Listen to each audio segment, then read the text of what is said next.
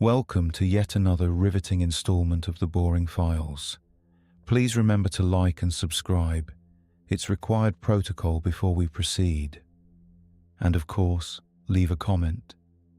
It'll confuse future historians studying why this channel existed. This evening, prepare for a subject so gripping, so overwhelmingly stimulating, that you'll be snoring before we've even covered the difference between silt and sand. When most people think of sand, they imagine golden beaches, soft dunes, or maybe an hourglass in an old movie. This is almost never the case. In reality, sand is mostly sharp, gritty, and perfectly designed to ruin a picnic. It gets in your shoes, it gets in your bed, and it will outlive every single one of us. Sand has been classified, measured, and studied in ways that only the most patient scientists could tolerate. Entire books have been written about whether a grain of sand is fine, medium, or coarse. We will not be reading those books. We will, however, be talking about them for far longer than you could ever want. Over the next 2 hours, we'll walk you through an exhaustive tour of sand, covering everything from desert dunes to playground pits, with detours into sand mafias, sand trade law, and even sand that hums when the wind blows. All of it proving one unavoidable truth: sand is everywhere, and none of it matters. Make yourself comfortable. The only real danger tonight is learning more about sand than any reasonable person should. Part 1. Sand demands an introduction. Sand has never asked to be studied, and yet here we are. Entire fields of geology exist because someone at some point decided that a small pile of rocks needed to be sorted, measured, and categorized. Tonight we continue that noble, if questionable, tradition. Sand is not rare. It does not sparkle. It does not glow. It does not inspire poems that anyone remembers. What it does do is sit in astonishing quantities all over the planet. Roughly 1/3 of the Earth's land surface is covered in desert, which means that if you find sand boring, you are already bored by a significant percentage of the planet.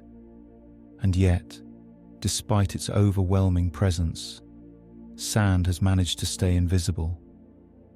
It is the backdrop of history, marched across by armies, shoveled into moats, and blown across archaeological sites, but never the main character. Tonight, however, sand gets its moment. A long moment. Approximately 2 hours of it. Why now? Because there has never been a time in history when humans have used more sand than we do today.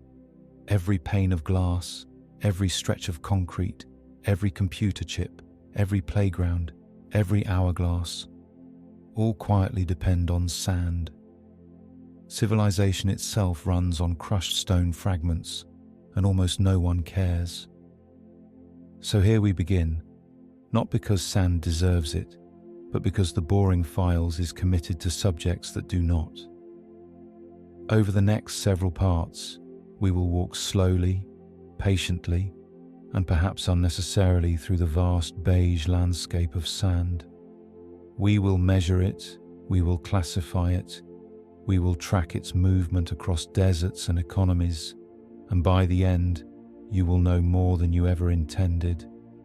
And with that, we can now move to the only logical starting point, deciding what actually counts as sand and what does not. Before we can spend 2 hours on sand, we must first commit to the thrilling exercise of defining it. Geologists, who apparently enjoy taking joy out of everything, have settled on a precise rule. Sand is any particle of rock or mineral that measures between 0.0625 millimeters and 2 millimeters in diameter. Not larger, not smaller.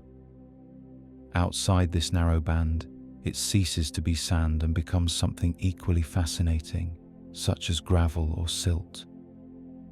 If you're still awake, congratulations. Silt, for example, consists of particles smaller than 0.0625 millimeters. That is about the width of a human hair, although comparing sand to hair is unlikely to make either subject more appealing. Gravel, on the other hand, begins at particles just over 2 millimeters, which means that a grain of sand and a piece of gravel are distinguished by almost nothing at all, except that one qualifies for countless geological papers and the other does not. The definition matters more than you might think. If you were to scoop a handful of material from a riverbank and find that it contains particles ranging from dust-like powder to pea-sized pebbles, the geologist would insist on separating them into categories. You, meanwhile, would likely just call it dirt and go about your day. This difference in terminology is the primary reason most people do not invite geologists to parties. Sand is also divided further into classifications such as very fine sand, medium sand, coarse sand, and for those who cannot let go, very coarse sand. Each of these divisions corresponds to a slightly different fraction of a millimeter. It is a scale of precision that adds little to human progress, but a great deal to geology textbooks. To illustrate, very fine sand falls between 0.0625 and 0.125 millimeters, while fine sand extends up to 0.25 millimeters. Medium sand runs from there to 0.5 millimeters, coarse sand up to 1 millimeter, and very coarse sand finishes the range at 2 millimeters.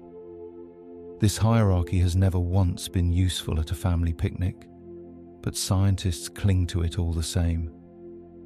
The importance of these definitions lies not in their practical utility, but in their consistency.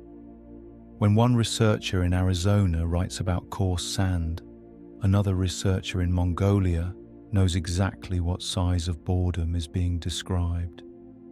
This shared language allows for international conferences where people can discuss sand with remarkable seriousness, while the rest of us silently wonder how long they can go on without mentioning anything interesting. And so, with the definition established, we now have the official boundaries of our subject.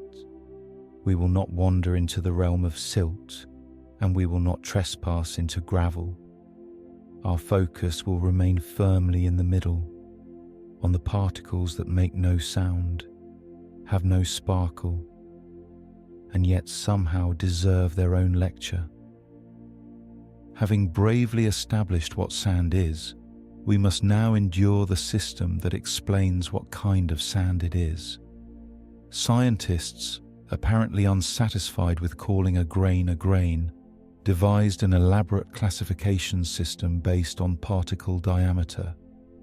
It is a scale both meticulous and profoundly unhelpful to anyone outside of geology.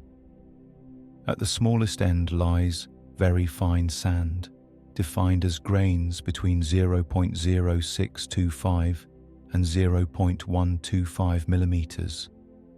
This is the sand that clings to your skin and requires several showers to remove, only to reappear in your socks 3 days later. Slightly larger is fine sand, spanning 0.125 to 0.25 millimeters, a range precise enough to discourage casual interest. Medium sand, the very backbone of this taxonomy, extends from 0.25 to 0.5 millimeters. Coarse sand follows, between 0.5 and 1 millimeter, while very coarse sand completes the range up to exactly 2 millimeters. At this point, we cross into the thrilling world of gravel, which will not concern us here. These distinctions, though invisible to the casual observer, are maintained with the zeal of bureaucracy. To ensure accuracy, geologists employ sieves, stacks of metal screens with progressively smaller openings. A sample of sand is poured in, shaken methodically, and distributed into piles according to which mesh size allows it to pass through. This process is neither fast nor entertaining, but it does produce charts. Charts which, when presented at academic conferences, inspire vigorous nodding from other geologists and quiet regret from anyone else in attendance. The value of this classification system lies primarily in its ability to provide consistent data. A researcher in Canada describing a deposit of coarse sand can be confident that a colleague in India will imagine grains of approximately 0.5 millimeter in diameter and not, say, a bucket of pebbles. This standardization allows for international collaboration in a field where collaboration may not actually be necessary. The system extends even further, with optional modifiers such as very well sorted sand for samples in which the grains are all nearly the same size, and poorly sorted sand for samples containing a wide range of diameters. The distinction has practical implications for porosity and water flow, though to most people it is indistinguishable from the difference between a bag of sugar and a bag of slightly different sugar. While it is tempting to dismiss these categories as excessive, they do provide an opportunity for continuity. A dune described in detail today can be measured again a century from now, and future geologists will have the comfort of knowing the sand has not grown any more exciting. Thus, the science of grain sizes serves as the foundation of all that follows. With sieves, charts, and definitions in place, we may now proceed to explore where sand actually comes from, which, despite the effort invested in classification, turns out to be as predictable as rocks crumbling into smaller rocks. Part 2: Origins of Sand. Sand, despite its reputation for being unremarkable, does in fact have origins. It is not delivered by courier, nor does it appear spontaneously in your shoes, though evidence sometimes suggests otherwise. Instead, sand is the inevitable result of erosion, the long, slow disassembly of rocks. Over millions of years, mountains crumble under the patient pressure of wind, rain, and temperature changes. Each freeze-thaw cycle chips away at stone, reducing it first to gravel, then to pebbles, and eventually to grains small enough to qualify for the prestigious title of sand. Rivers grind boulders against each other like an endless stone-polishing service.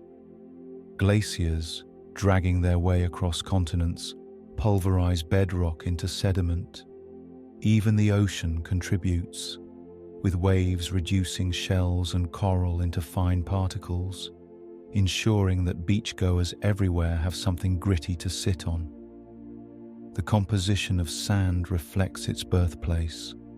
Quartz, the most common mineral on Earth's surface, dominates sand worldwide. It is hard enough to resist immediate destruction, but fragile enough to break down eventually. This balance between durability and inevitability makes quartz the celebrity of the sand world. Feldspar, mica, and fragments of volcanic rock occasionally join the mix, but quartz takes center stage in most samples. Shell fragments also play a role, particularly along tropical coastlines. In some places, beaches are almost entirely made of ground-up shells, creating what might appear picturesque, until you remember it is essentially the powdered remains of sea creatures. Volcanic islands add their own flair, producing black sand beaches rich in basalt, which manage to look striking while still being sand. This process is continuous. Even as you listen now, rocks somewhere on the planet are breaking down, slowly joining the global inventory of sand. Geologists, in turn, are likely already measuring it, sorting it, and preparing a paper that will be read by almost no one. Thus, the story of sand's origins is not one of excitement, but of inevitability. Rocks crumble, seashells shatter, volcanoes erupt, glaciers scrape, and the end result is always the same: more sand. When most people think of sand, their minds drift to images of vast deserts, endless dunes rolling across the horizon, shifting with the wind, forming landscapes that look dramatic in photographs but are largely inhospitable in practice. Desert sand is perhaps the most famous variety of sand, appearing in adventure films, travel brochures, and the occasional inspirational poster. Unfortunately, it is also one of the least useful. The problem lies in the grains themselves. Desert sand is produced primarily by wind erosion rather than water erosion. This means that instead of being tumbled and chipped into rough, angular pieces, the grains are rounded off. Each grain of desert sand has been smoothed, polished, and perfected by centuries of wind-blown collisions. The result is a collection of particles that are elegant in their geometry, but tragically useless in construction. Concrete, the cornerstone of modern civilization, relies on sand that can bind tightly to other materials. Rough, angular grains interlock, creating strength. Rounded grains, by contrast, behave like marbles in a jar, slippery, unstable, and unwilling to hold their ground. Trying to build with desert sand is like trying to stack wet soap. The structure will not last, no matter how confident the architect may be. This reality has led to a paradox. Deserts cover roughly 1/3 of Earth's land surface, offering trillions of tons of sand that might appear to be a limitless resource. Yet when skyscrapers, highways, and bridges need to be built, construction companies cannot simply scoop sand from the nearest dune. Instead, they must import river sand or beach sand, which has the rougher texture required for strength. In some regions, this has become such a challenge that the global trade in construction-grade sand has grown into a multi-billion-dollar industry, while deserts remain full of perfectly useless grains. The Sahara Desert, for instance, contains more sand than one could ever hope to measure, stretching over 3.6 million square miles. It is a natural wonder of scale, but from a builder's perspective, it may as well be decorative gravel. Similar conditions exist in the Arabian Desert, the Kalahari, and the Gobi. Each one offers breathtaking landscapes that could inspire poetry, but none of them provide sand capable of holding up a bridge. Despite its unsuitability for construction, desert sand is not entirely without purpose. It plays a role in shaping desert ecosystems, supporting specialized plants and animals adapted to shifting dunes. It provides a stage for mirages, caravans, and the occasional ill-fated expedition. In more practical terms, it is used in sandblasting, in creating artificial islands, and in some cases, for landscaping. These uses, however, represent minor footnotes compared to the central demand of the modern world: concrete. Engineers have experimented with ways to make desert sand more useful, such as mixing it with additives or combining it with other aggregates. These attempts generally produce results that are either too expensive, too weak, or both. The reality remains that no matter how much desert sand exists, it cannot substitute for the rougher, angular grains produced by rivers and coasts. Thus, the irony is complete. The world's most visible sand, captured in postcards and drone footage, is also the sand most unfit for building. Humanity finds itself importing sand across oceans while standing in the middle of deserts overflowing with it. It is an inefficiency so grand, so perfectly avoidable, that it deserves no less than the full attention of a 2-hour narration. If desert sand suffers from the curse of being too smooth to build with, beach sand suffers from a reputation of being far too mobile to ignore. Unlike the dunes of a desert, which at least stay politely confined to their vast inland stretches, beach sand insists on following people home. It adheres to skin, hides in towels, and settles permanently into the lining of shoes. No matter how careful one is, a day at the beach ends with a small but measurable increase in household sand reserves. From a geological perspective, beach sand is formed largely by the action of waves grinding down rocks, shells, and corals into smaller particles. Unlike wind-polished desert sand, beach sand tends to be angular enough to prove useful in construction. Its texture makes it one of the preferred sources of sand for concrete and glass making, which is both practical and inconvenient. Practical, because humanity depends on these materials. Inconvenient, because beaches also serve as habitats, recreational zones, and natural defenses against coastal erosion.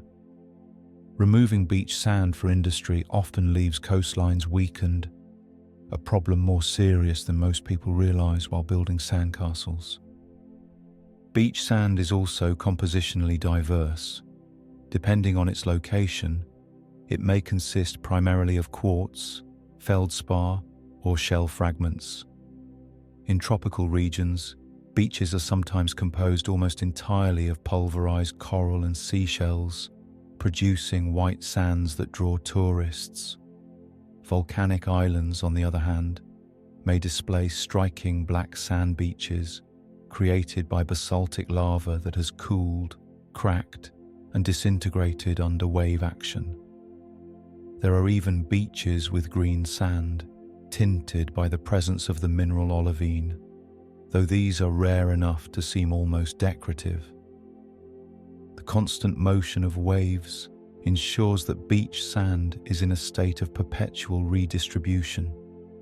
Tides bring new material ashore, storms reshape the coastline, and currents carry grains hundreds of miles. A single grain of beach sand may spend centuries traveling along the coast, shuffled back and forth with no destination in mind. This process, though dynamic in appearance, is almost entirely monotonous in reality. The grain remains sand no matter how far it goes. For humans, the interaction with beach sand is both immediate and frustrating. It infiltrates clothing, electronics, and food with equal determination. Picnic sandwiches at the shore often acquire a subtle crunch, regardless of the precautions taken. Beachgoers may shake out blankets for hours, only to discover that the majority of the sand remains. Entire car interiors have been ruined by beach trips that lasted less than a day. In this way, beach sand ensures its presence is remembered long after the vacation has ended. Economically, beach sand has significant value. Coastal communities rely on it for tourism, while industries see it as a raw material to be extracted. This dual identity has created tension. The more sand is removed for cement and glass, the less stable coastlines become, and the less attractive they are for visitors. Some regions have banned large-scale beach sand mining, while others quietly ignore the issue. Black market sand operations exist in certain parts of the world, proving that even something as dull as sand can inspire organized crime. Despite its practical uses, beach sand retains a simple truth. It is impossible to fully escape. A single trip guarantees weeks of sweeping, vacuuming, and mild regret. Long after tan lines fade and sunburns heal, the sand remains, lodged in unexpected corners of homes, cars, and luggage. It is the part of the beach that refuses to leave, a permanent souvenir that was never asked for. Thus, beach sand distinguishes itself not through rarity or utility, but through persistence. It follows humanity relentlessly, proving that even the smallest grains are capable of leaving a lasting impact, or at the very least, a lasting mess. Part 3. Sand in landscapes. If desert sand is too smooth to be useful, and beach sand is too clingy to be ignored, then river sand occupies an odd middle ground. It is neither iconic nor glamorous. People travel great distances to admire river valleys, waterfalls and canyons, but rarely pause to thank the river sand quietly holding the scenery together. Yet river sand has earned a reputation as the workhorse of construction. In the hierarchy of sand, river sand is the dependable middle manager, rarely celebrated, often overworked, and essential in ways that are noticed only when it is missing. River sand is produced by the mechanical breakdown of rocks as water moves downstream. Unlike wind-driven erosion in deserts, river erosion involves tumbling, grinding, and constant collision. This process chips grains into angular shapes, which makes river sand uniquely suited for mixing with cement. The rough texture allows grains to interlock, creating stronger concrete. The difference between building with river sand and desert sand is the difference between stacking bricks and stacking marbles. One holds, the other collapses. The grains themselves are usually made of quartz, feldspar, or other durable minerals, depending on the geology of the river's source. In some regions, mica or small fragments of heavier minerals find their way into the mix, giving the sand a faint shimmer when the light catches it. These details, though scientifically accurate, do little to improve the excitement level of sand as a whole. Beyond construction, river sand plays an ecological role. It shapes riverbeds, creates habitats for aquatic life, and helps regulate the flow of water. Fish spawn in sandy shallows, invertebrates burrow between grains, and plants anchor their roots in sediment. Without sand, rivers would lose much of their structure. Of course, this is not the type of structure that inspires postcards or travel guides.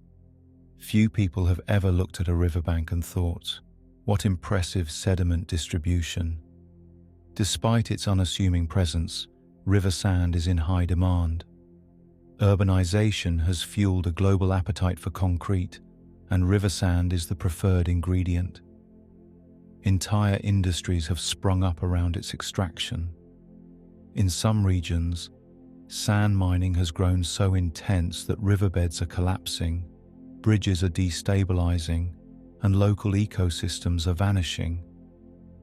Governments have responded with regulations, which are often ignored, giving rise to what is politely called informal sand mining and less politely called sand theft. That story will return later when we examine sand crime, proving that even river sand cannot escape human mismanagement. In daily life, most people encounter river sand without realizing it. The concrete sidewalks beneath their feet, the glass windows in their homes, the buildings of entire cities, all rely on grains carried and deposited by rivers. The next time someone dismisses sand as dull, they may wish to consider that without it, they would be sitting outside, staring at piles of unshaped rock. River sand does not inspire awe, but it delivers results. It is the understated backbone of infrastructure, a substance that asks for no recognition while quietly holding up the world, which, in the grand tradition of sand, makes it exactly as boring as expected. Sand dunes are often photographed as majestic landscapes, towering ridges of golden grains rising against the horizon, shaped by centuries of wind. To the untrained eye, they are symbols of beauty, mystery, and adventure. To scientists and travelers who have attempted to cross them, they are little more than unstable piles of inconvenience. A dune is essentially a mound of sand deposited by wind. When particles are lifted into the air and carried a short distance, they eventually fall, forming small ripples. Over time, as more grains accumulate, these ripples grow into ridges, and ridges become dunes. The process is simple, repetitive, and relentless. The result, vast fields of dunes, some stretching for hundreds of miles. The classification of dunes is, as one might expect, both thorough and uninviting. Bartian dunes, for instance, form crescent shapes that point downwind. Parabolic dunes, by contrast, curve the other way, with tips pointing into the wind. Linear dunes stretch out for astonishing distances, sometimes running parallel for tens of miles. Star dunes, perhaps the most visually interesting, radiate outward from a central peak, like the points of a star. Each of these categories reflects nothing more than the direction of prevailing winds and the availability of sand. Yet entire academic careers have been devoted to mapping and naming them.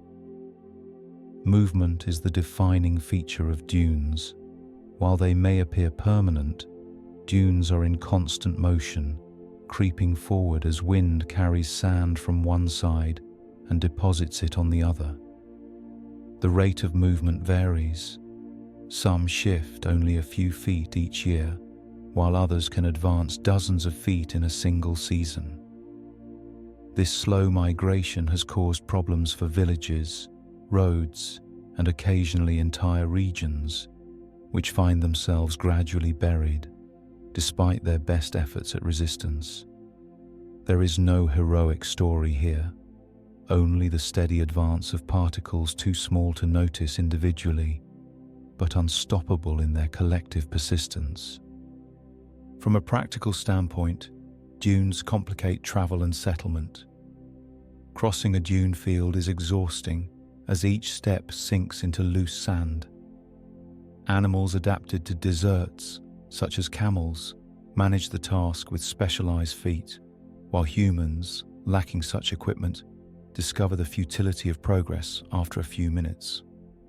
Attempts to stabilize dunes by planting vegetation have met with mixed results. In some cases, the roots hold sand in place. In others, the plants die, and the dunes continue their advance. The sand is patient, and patience always wins. Despite these challenges, dunes remain important ecological habitats. Certain plants manage to survive in the shifting substrate, and insects, reptiles, and mammals take shelter in burrows beneath the surface. These adaptations allow life to persist in places where, by most standards, nothing should. It is a triumph of biology, though one rarely featured in travel brochures. Culturally, dunes have inspired a great deal of romantic imagery. Poets describe them as oceans of sand, explorers portray them as obstacles to be conquered, and photographers present them as symbols of isolation and beauty. In reality, they are simply collections of grains arranged by wind, subject to change at any moment. The romance fades quickly when sand infiltrates food supplies, shelters, and clothing. For all their drama in appearance, dunes remain stubbornly unexciting in essence. They are sand piles that move slowly, classified into shapes with names that only specialists care about, advancing across landscapes with the persistence of bureaucracy. They complicate travel, they threaten settlements, and they provide habitats that, while remarkable, are not likely to inspire tourism slogans. Thus, dunes stand as monuments not to beauty or grandeur, but to monotony. They are moving hills of inconvenience, impressive in scale yet dull in detail. and they remind us that when enough grains of sand act together, even the most ordinary material can create landscapes that demand attention, though not necessarily admiration.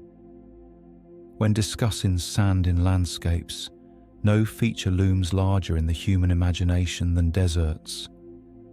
These vast expanses of aridity have been immortalized in stories, films, and illustrations, usually with a single camel trudging across the horizon.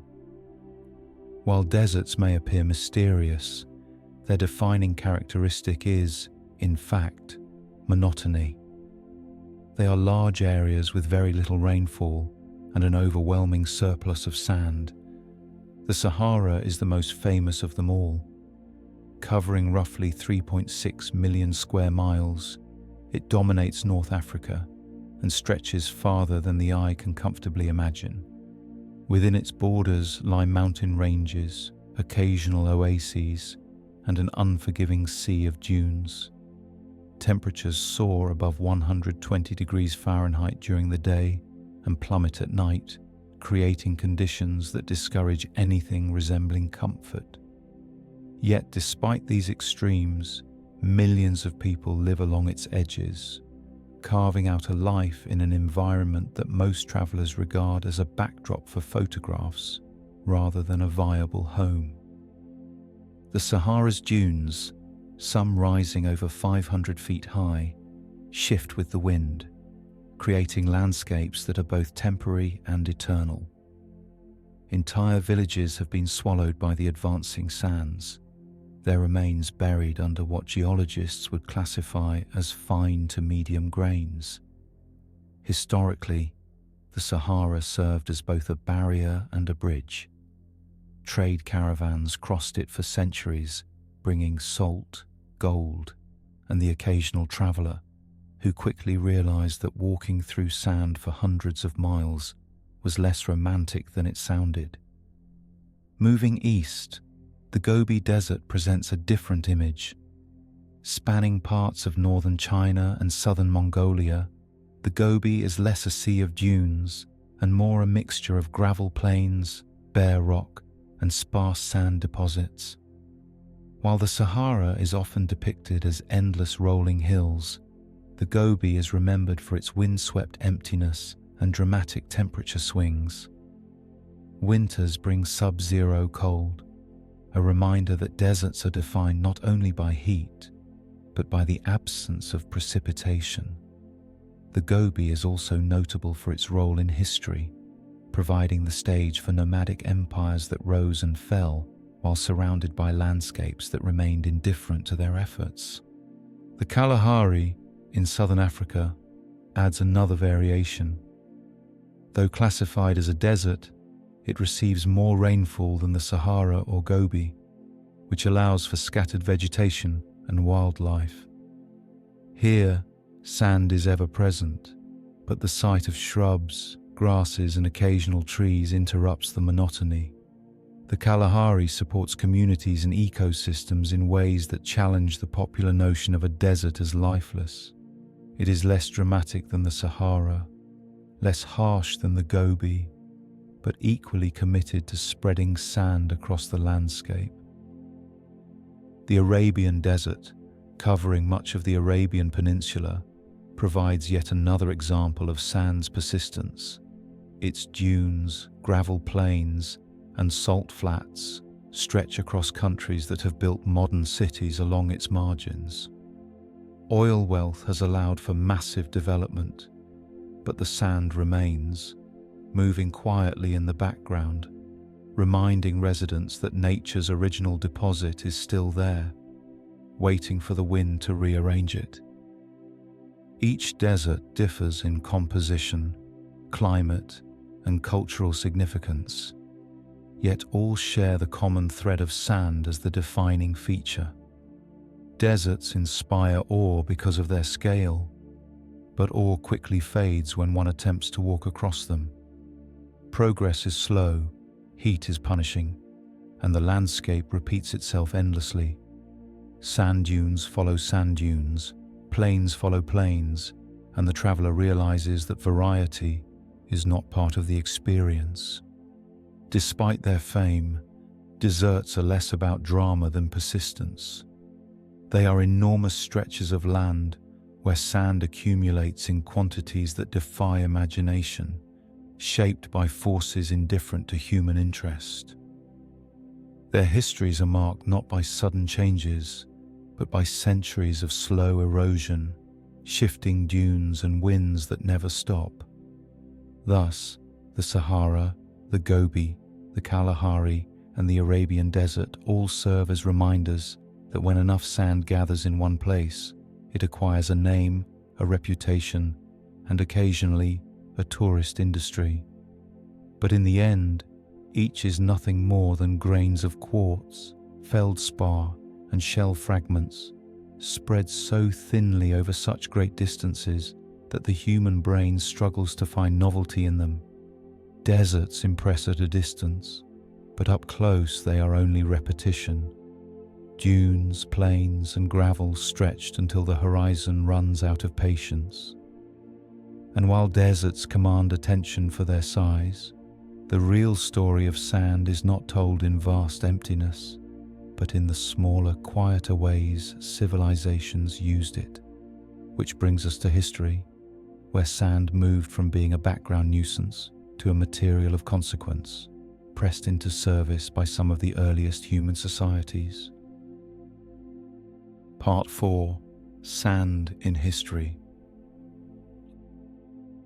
Long before engineers debated the texture of desert sand versus river sand, ancient civilizations were already making use of it. Sand, as it turns out, is one of humanity's oldest building companions, though not always by choice. It was available, it was plentiful, and it refused to be ignored. In ancient Egypt, sand was both an obstacle and a resource. The Nile Valley, fertile and narrow, was surrounded on both sides by desert expanses. Sand encroached constantly on farmland, infiltrating irrigation channels and piling up against structures. It was a nuisance that had to be shoveled, swept, and managed endlessly. Yet at the same time, Egyptians found ways to put it to work. Sand was used as a leveling base for construction, providing a surface on which the great stone blocks of temples and pyramids could be dragged. Workers poured sand into trenches, raised massive stones onto sledges, and then packed or removed the sand to adjust height. It was a system that required patience, manpower, and naturally, a great deal of sand. Sand also played a role in metallurgy. Ancient Egyptian craftsmen used sand as an abrasive to polish surfaces, smoothing stone and metal objects. When combined with fire and chemistry, sand transformed into glass. By around 1500 BCE, Egyptians were producing glass beads, vessels, and ornaments, making them among the earliest glass makers in history. The raw ingredient? The same quartz-rich sand that covered the land in seemingly endless supply. Mesopotamia, often called the cradle of civilization, faced similar challenges. The Tigris and Euphrates rivers deposited fine sediments along their banks, creating fertile soil, but also leaving behind significant amounts of sand. Like the Egyptians, the Mesopotamians turned the material into a tool. Archaeological evidence shows that sand was used in early brick making. Mixed with clay and straw, sand helped temper the bricks, preventing them from cracking as they dried in the sun. Entire cities, walls, homes, temples, stood on the strength of these sand-tempered bricks. Sand also served a less glamorous but equally critical function. It acted as filler. Foundations, roads, and canals were stabilized with layers of sand, providing a base that absorbed water and distributed weight. Though rarely acknowledged in inscriptions or texts, sand formed the invisible infrastructure of ancient cities. Kings and scribes recorded wars, treaties, and religious ceremonies, but no one thought to carve into stone. Today we used sand again. Beyond construction, sand influenced daily life. In both Egypt and Mesopotamia, it was ever present in households, grinding underfoot, clinging to food, and filling the air during storms. Ancient texts occasionally referenced dust and sand as symbols of hardship or impermanence, reminders of human fragility against the environment. To live in these regions was to coexist with sand, whether by building with it, walking across it, or sweeping it from one's doorway for the 1,000th time. The importance of sand in ancient history is not found in moments of drama, but in quiet persistence. It was the medium through which labor was carried out, the substance that made structures possible, and the background material of daily existence. Without sand, Egypt might not have raised its monumental architecture, and Mesopotamia might not have built its early cities. With sand, they succeeded, though not without constant irritation. In short, ancient civilizations did not celebrate sand, but they depended on it. It was the uncredited participant in every building project, the silent partner in every workshop, and the relentless intruder in every household. Sand was not honored in temples or praised in hymns, but it was always there, underfoot and underappreciated. The Romans are often remembered for their legions, their emperors, and their elaborate architecture. Less frequently do we acknowledge their enduring relationship with sand, which quietly underpinned much of their success. While other civilizations built with mud brick, stone, or timber, Rome perfected concrete, and concrete then as now required sand.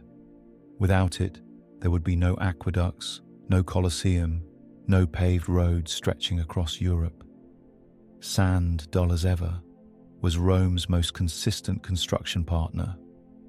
Roman concrete, or opus caementicium, combined lime, volcanic ash, water, and an aggregate that included sand.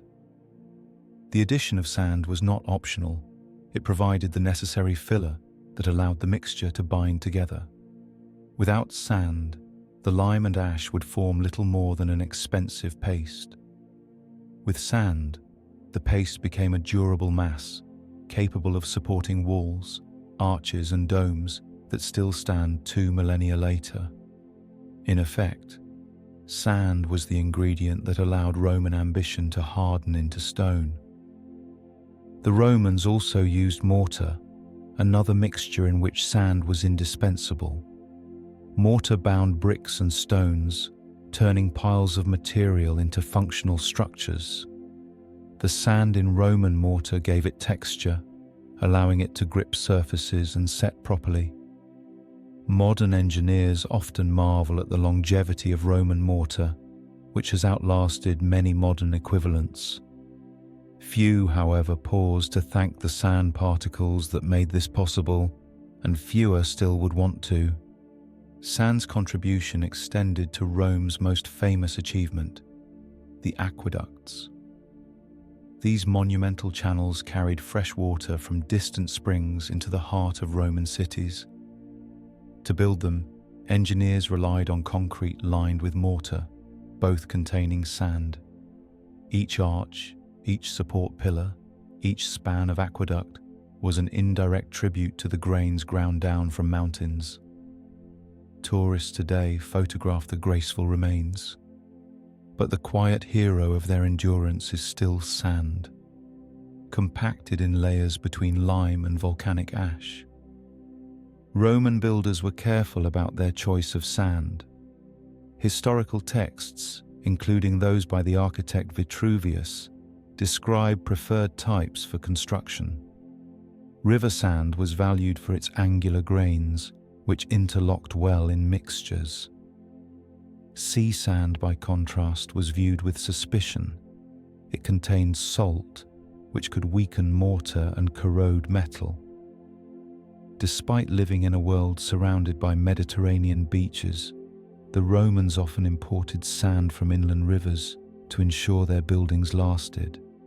The extra effort reflected not only an understanding of material science, but also an early awareness of sand quality that continues to affect construction today.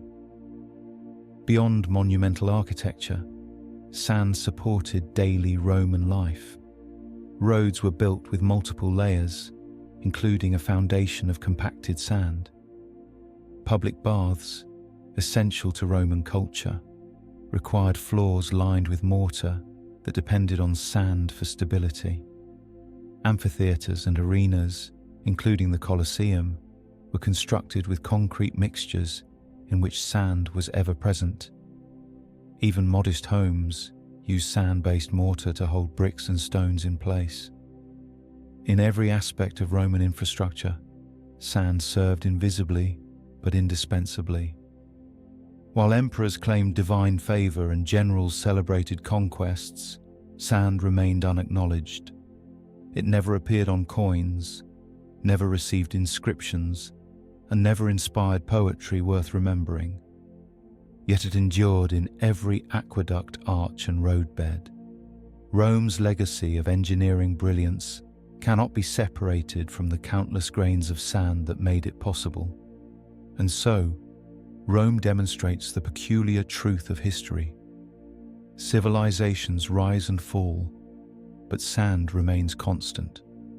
Whether binding the Colosseum's walls or lining the roads that led to distant provinces, it performed its role silently, without recognition, and without complaint. The ruins that inspire awe today are, in part, monuments to sand, though no one ever visits Rome to say so.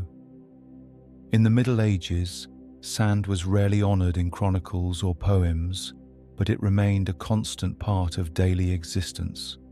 Castles rose across Europe, towns expanded, and battles were fought, all while sand continued to appear in foundations, moats, and the crevices of armor. It was not glamorous, but it was inescapable. Medieval builders relied heavily on sand as a component of mortar. The same principle the Romans had discovered still applied.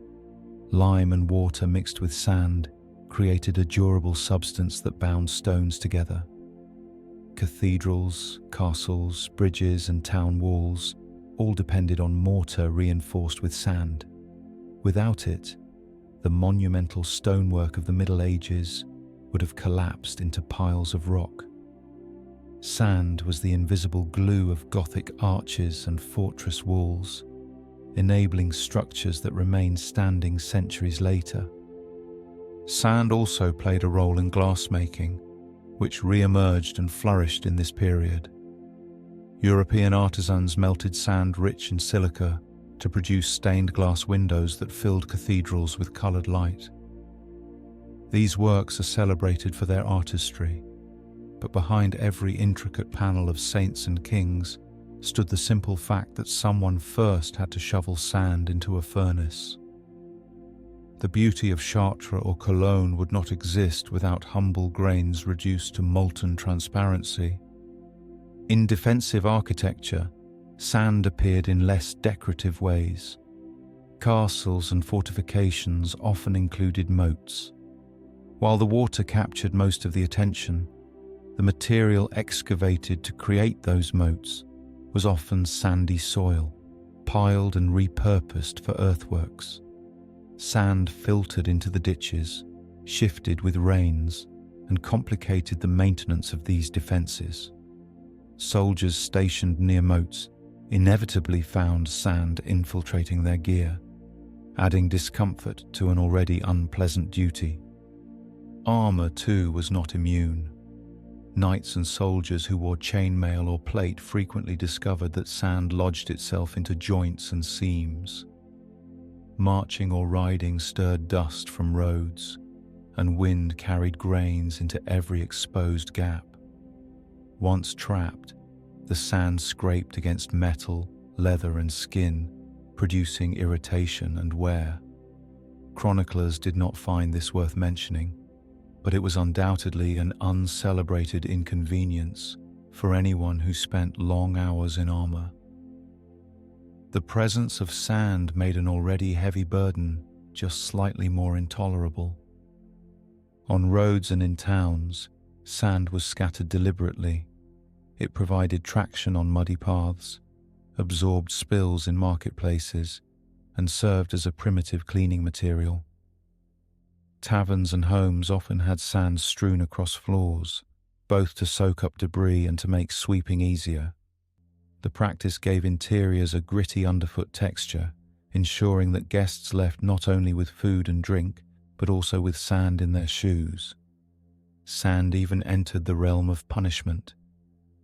Historical records note that in some places, prisoners were forced to dig or carry sand as menial labor.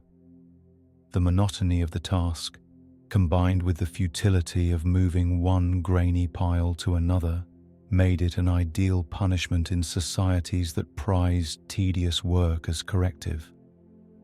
While less famous than stocks or dungeons, sandpits represented a quieter form of medieval discipline. Yet for all its practical uses, sand remained in the background. Chronicles detailed kings, wars, and saints, but none praised sand for holding castles together, lighting cathedrals, or irritating knights. It was there in every brick of mortar, every shard of stained glass, every gritty moat, and every dust-filled road. Invisible to glory, but essential to function. In short, medieval life was filled with sand, whether underfoot, under armor, or under cathedral walls. It was not celebrated, but it was unavoidable. The monuments and artifacts that survive today owe as much to sand as they do to kings and masons, though no one, then or now, has erected a statue in its honor. Part 5. Sand and Time. For most of human history, time was measured by the sun, the stars, or more commonly, by nothing at all. People rose when it was light, slept when it was dark, and guessed at everything in between. Eventually, however, civilization demanded a more precise way of tracking the endless march of hours, and while water clocks and sundials served their purpose, sand soon found its own unlikely role as a keeper of time. The hourglass, that familiar twin-bulbed device, emerged in Europe around the 8th century, though its exact origins remain debated. Its design was deceptively simple. 2 glass chambers connected by a narrow neck, filled with sand that trickled from the upper bulb to the lower one at a predictable rate. The concept was clear. By measuring how long it took the sand to fall, one could track time without needing sunlight or complex mechanisms. In practice, it was just sand sliding through a tube, but in an age before wristwatches, that counted as progress. The choice of sand was not accidental. The grains had to be uniform in size, smooth enough to flow, but not so smooth that they clogged the passage. Some hourglasses did not use literal sand at all, instead substituting finely ground marble, crushed eggshells, or powdered metal. These materials flowed more consistently, though the image of powdered eggshell hourglass never quite captured the public imagination. Still, the name sandglass persisted, even when sand itself was absent. Hourglasses varied in size. Small ones measured minutes, useful for timing sermons, cooking, or medical treatments. Larger versions, sometimes a foot or more in height, measured an hour or longer, serving on ships, in monasteries, and in early scientific experiments. Sailors in particular relied on them. On the open sea, sundials were useless, and mechanical clocks were unreliable, but the steady fall of sand could mark shifts and keep navigational routines intact. That the device required constant turning was seen less as a flaw and more as a guarantee of exercise for cabin boys. Despite their practical utility, hourglasses were not especially accurate. Humidity could cause grains to clump, glass necks might narrow unevenly, and the flow of sand was subject to minor but irritating variations. A so-called 1-hour glass might deliver 58 minutes one day and 63 the next. Nevertheless, they became a symbol of precision, even as they failed to embody it. The very idea of measuring time with a substance that refused to stay consistent is one of history's small ironies, though no one at the time seemed to mind. Beyond practicality, the hourglass gained symbolic weight. It became an emblem of mortality, a reminder that time, like sand, slips away grain by grain. Medieval art often depicted death holding an hourglass, signaling the limited nature of life. Philosophers pointed to the steady fall of grains as an allegory for inevitability. The device managed to become both a tool for timing a lecture and a metaphor for the futility of existence, proving once again that sand excels at being everywhere while rarely being celebrated. The use of hourglasses declined with the rise of mechanical clocks, which offered greater accuracy and required less supervision. Yet they never fully disappeared. Today, hourglasses persist as decorative objects, novelty timers and visual metaphors. They mark board games, cooking eggs, and occasionally adorn office desks, offering a gentle reminder that sand can still pass time, even if it cannot hold attention. In the end, the hourglass stands as one of the few places where sand was granted symbolic dignity. It measured minutes imperfectly, inspired art reluctantly, and kept sailors roughly on schedule. It was, in essence, sand doing what it always does, moving steadily, quietly, and without any real enthusiasm, while humans projected far more meaning onto it than it deserved. Wherever water and sand meet, conflict follows.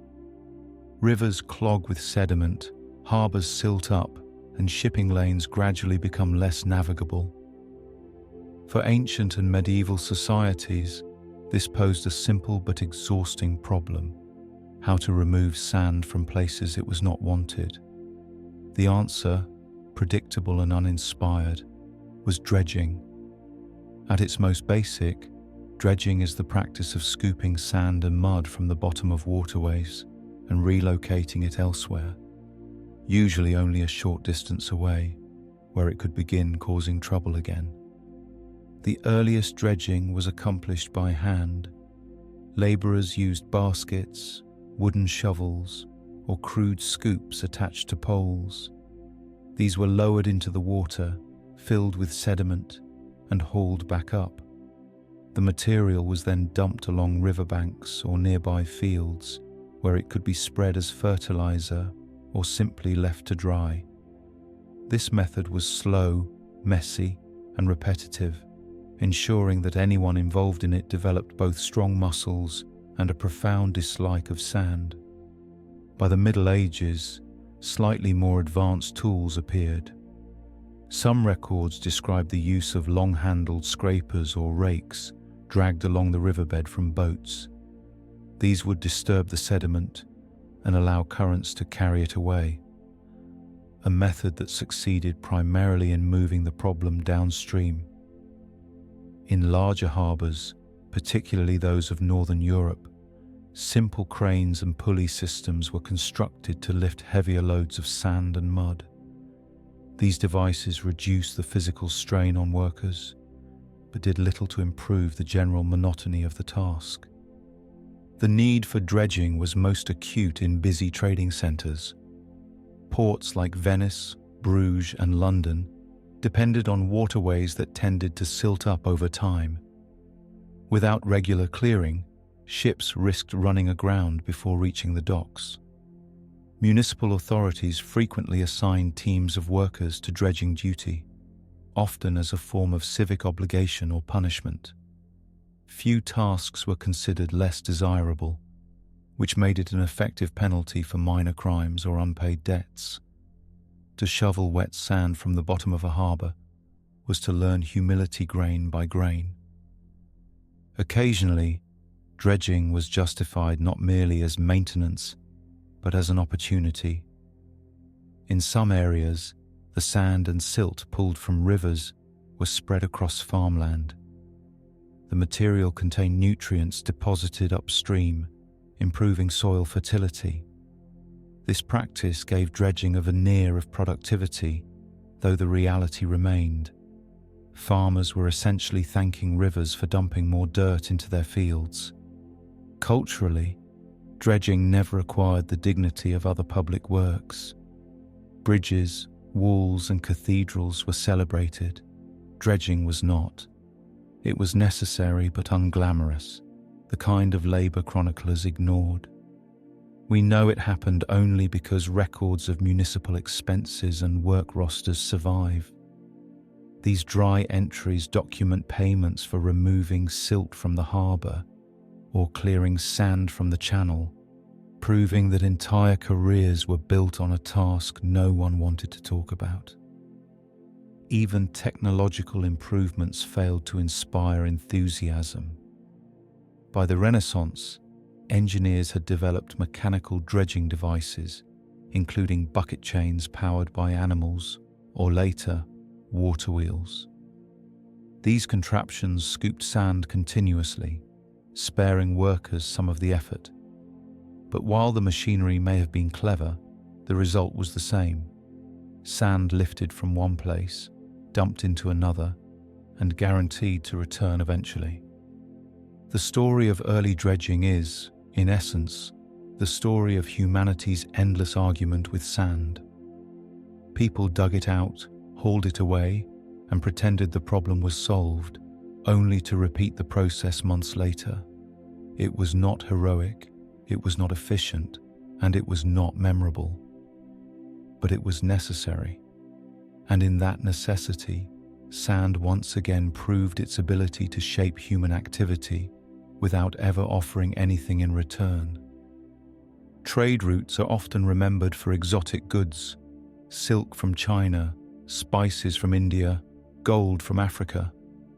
Less often do we remember that along these same routes, far more ordinary materials were also exchanged. Among them was sand, not the endless dunes of deserts, but specific varieties deemed useful for construction, glass-making, or metallurgy.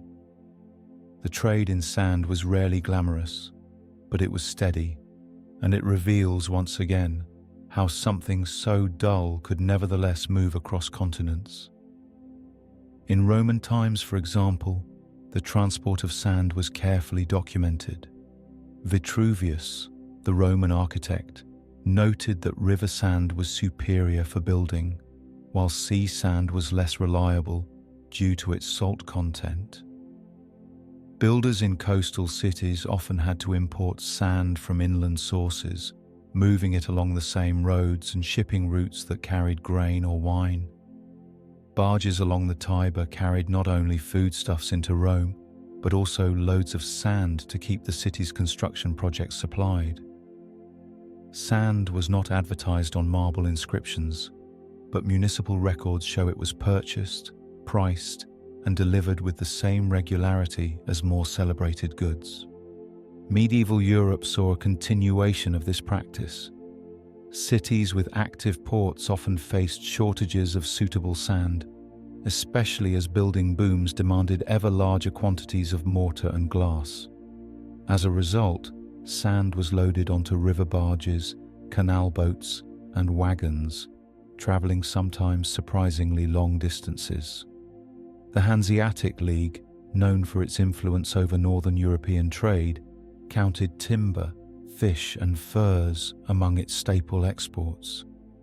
But regional sand also moved quietly through these networks.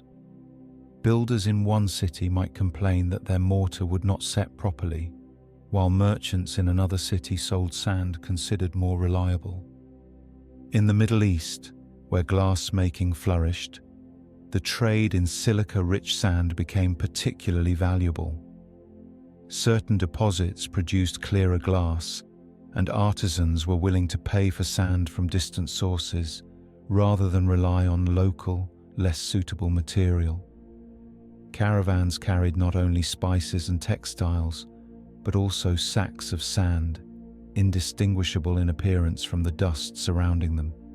Few travelers would have taken note, and yet those grains contributed to the production of glassware prized across the region. The Indian Ocean trade, often romanticized with tales of ivory, pepper, and gemstones, likewise moved sand. Coral-rich beaches and river deltas produced sands ideal for both glass and construction. Ships loaded with porcelain from China and spices from Southeast Asia might also contain bundles of sand, tucked away in cargo holds, unnoticed and unremarkable. It was not the item that drew profit, but it ensured that the infrastructure for future trade could be built and maintained. Documentation of sand trade is, predictably, tedious.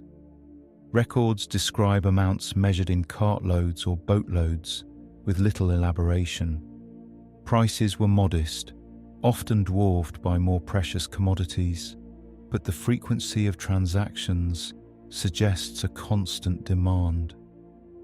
Builders did not require rare gems, they required materials to mix with lime and water, and merchants were willing to provide it. What makes the trade in sand particularly unexciting is its uniformity.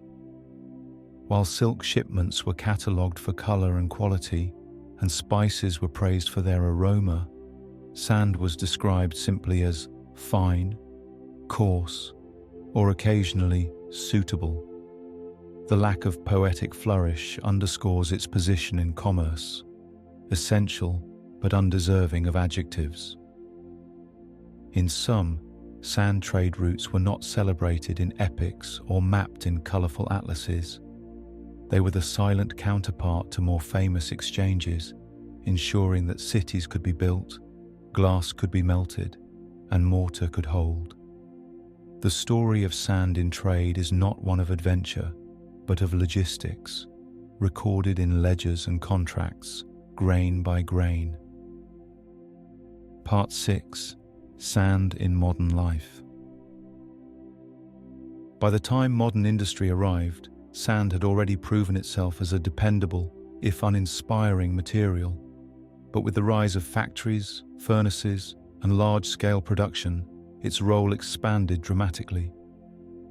No longer content to remain in mortar or roadbeds, sand became the foundation of entire industries.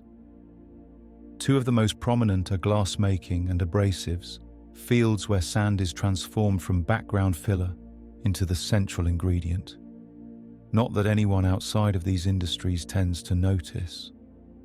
Glass-making depends almost entirely on sand, specifically silica sand, which contains high concentrations of silicon dioxide. When heated to temperatures exceeding 1,700 degrees Celsius, silica sand melts into a liquid that can be shaped, blown, or rolled into glass. The process is deceptively simple. Take sand, add heat, and produce transparency. In reality, the work requires precision. Impurities in the sand, such as iron, can tint the glass green or brown. To avoid this, manufacturers often seek out especially pure deposits, hauling sand across long distances just to ensure that windows come out colorless. Few people walking past a shop window pause to reflect on the fact that they are essentially looking through melted sand, carefully purified and reshaped. The uses of glass multiplied rapidly. Bottles, mirrors, tableware, and eventually panes for buildings all required steady supplies of sand. By the 19th century, with the rise of skyscrapers and urban development, demand for flat glass soared. Sheets of window glass, produced in ever larger quantities, turned sand into one of the most heavily consumed raw materials in the modern world. Each glittering city skyline owes as much to sand as it does to steel, though credit is seldom shared. Alongside glassmaking, sand served in abrasives. Ground into varying levels of coarseness, sand became the working edge of tools used for smoothing, shaping, and cleaning surfaces. Sandpaper, for example, revolutionized woodworking and metalworking. By gluing sand or similar particles to a paper or cloth backing, artisans could grind down rough edges with ease. A process that once took hours with chisels or files could now be accomplished with a few swipes of sand-coated sheets. The result was more efficient, if not more glamorous. Sandblasting emerged as another abrasive technique. By propelling sand at high speeds using compressed air, workers could strip paint, rust, or grime from surfaces. Ships, bridges, and machinery were cleaned and prepared for new coatings with remarkable speed. The method was not without hazards. Inhaling fine silica dust led to serious lung disease, known as silicosis, making sandblasting both effective and dangerous. Regulations eventually introduced substitutes for pure silica, but the principle remained. Sand, in one form or another, was the tool of choice for scouring the modern world clean.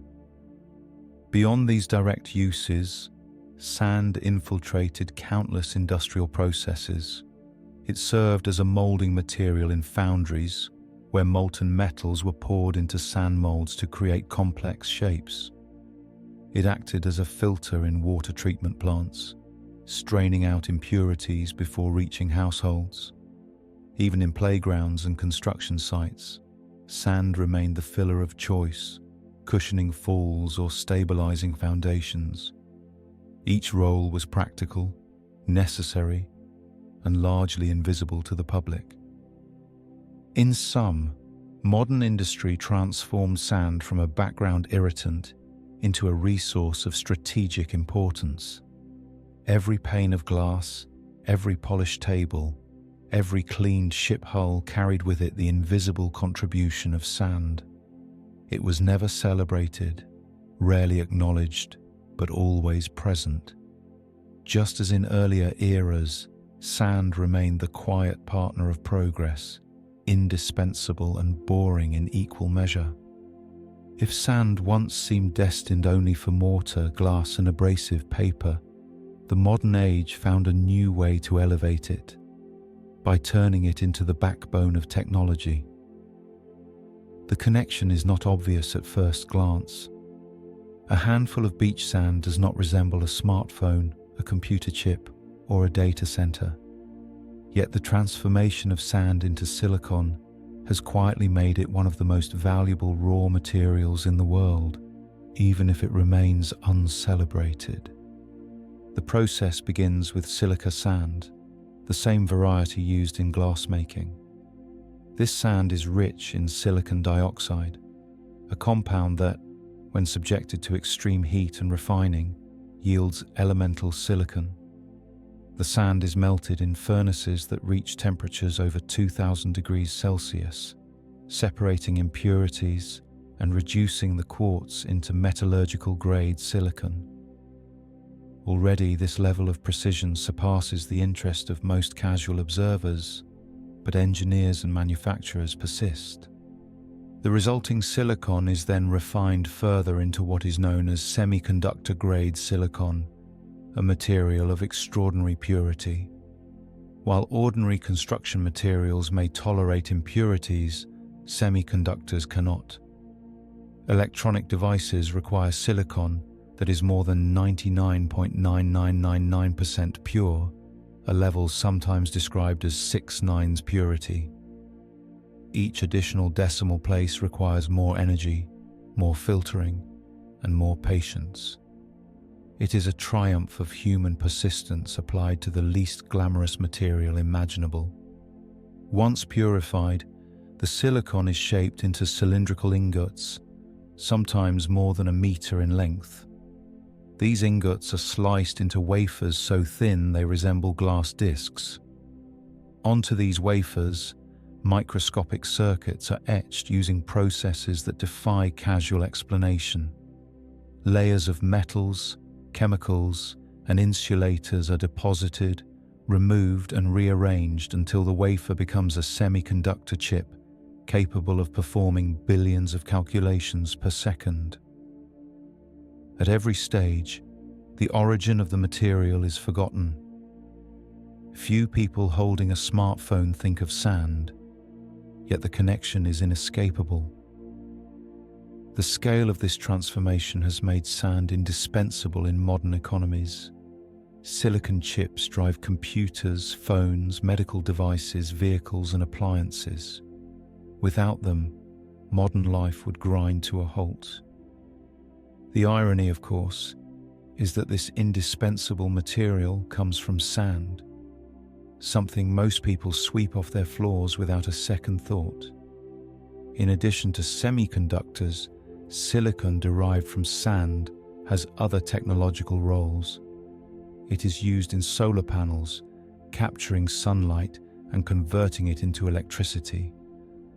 Here, again, the requirements for purity are stringent and the manufacturing processes are complex. Each solar cell represents a triumph of engineering and a reminder that sand, left alone, would rather remain underfoot than on a roof. Silicon also forms the basis of silicones, synthetic polymers used in everything from lubricants and adhesives to medical implants and cookware. While these applications may seem far removed from grains of sand, the lineage remains. A beach, given enough furnaces and factories, eventually produces frying pans and heart valves. Despite its significance, sand in technology remains almost entirely invisible. Annual reports discuss semiconductor shortages and solar power capacity, but rarely pause to acknowledge the raw material itself. Consumers clamour for new devices and faster processors, but almost none imagine that the bottleneck could be sand. And yet, during times of supply chain disruption, sand's importance resurfaces. Articles appear about shortages, experts warn of vulnerabilities, and for a brief moment, sand reclaims the spotlight, before fading once again into the background. Thus, sand in technology exemplifies its paradoxical nature. It is everywhere and essential, yet unnoticed and uncelebrated. The devices through which this very narration might be playing exist because of sand, refined beyond recognition, pressed into service with no gratitude. In the end, sand has achieved the remarkable feat of powering the modern world while remaining as boring as ever. Part 7. Strange Sands. Most sand makes no sound at all, which is generally for the best. But in rare cases, dunes have been known to produce a low resonant hum when disturbed.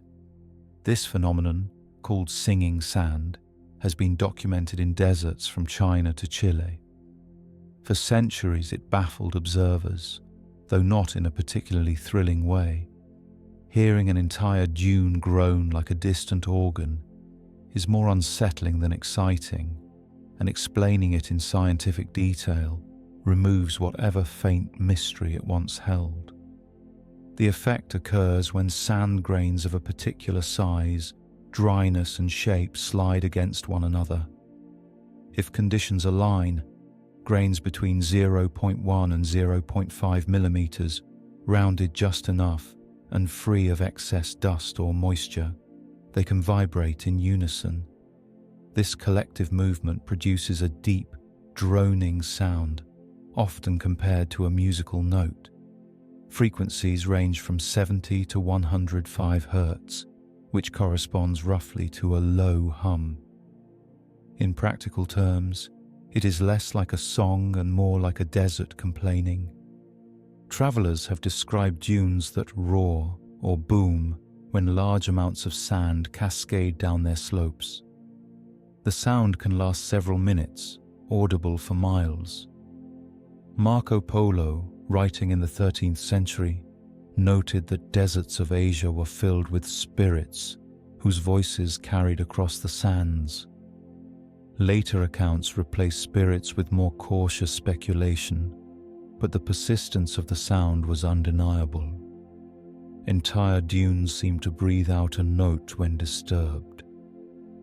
Scientific investigation eventually revealed that the sound is produced not by the dune itself, but by the synchronized motion of grains within it. When an avalanche of sand begins, grains bump and slide together. Under the right conditions, this motion becomes synchronized, amplifying vibrations until the human ear perceives a clear tone. In other words, the dune is not singing. It is producing noise in the same way a poorly tuned instrument might. Experiments have been conducted by encouraging sand avalanches and recording the results. Researchers collected sand from known singing dunes and compared it to samples from silent ones. The difference lay in grain shape and uniformity. Singing sand tends to be well-rounded, uniform in size, and coated with a thin layer of silica that helps them slip smoothly. Silent sand, by contrast, is irregular, mixed, and less cooperative. The conclusion was simple, if uninspiring. Some sand is better at humming than others. The practical uses of this discovery are non-existent. Singing sand does not provide energy, warn of danger, or improve construction. It is a curiosity, valued mostly by researchers and the occasional tourist who stumbles across a dune that seems alive. Scientists have published papers on the precise frequencies and amplitudes, while visitors report being mildly amused. Beyond that, the phenomenon changes nothing about daily life.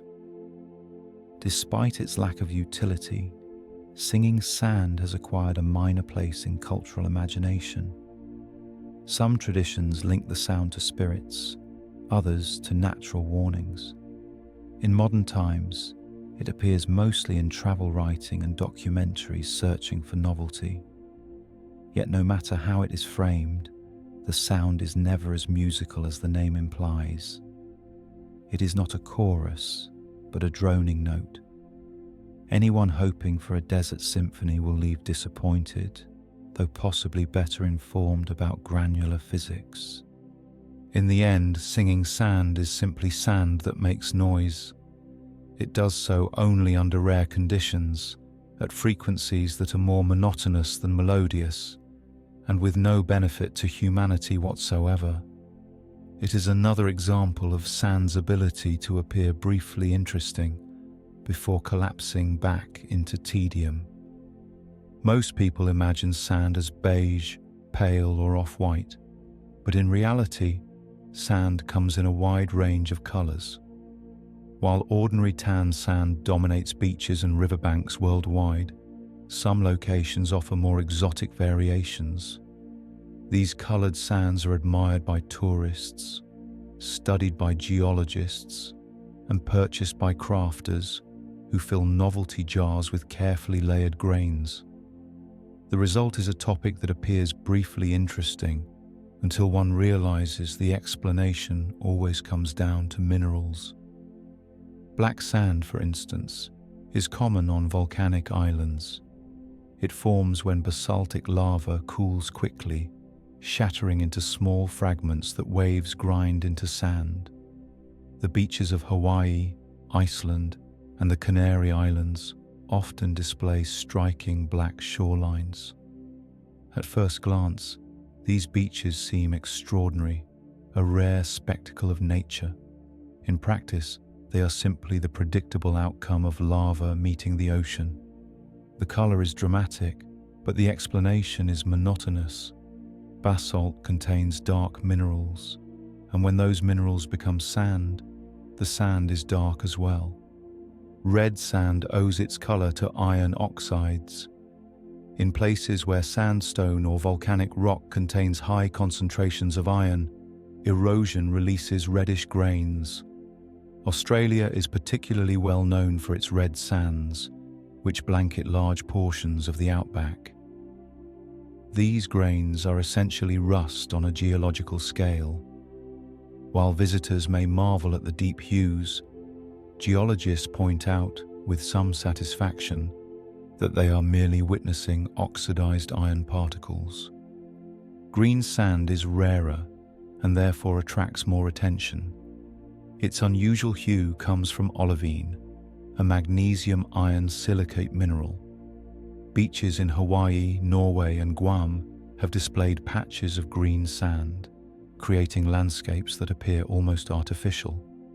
The explanation, however, is once again straightforward.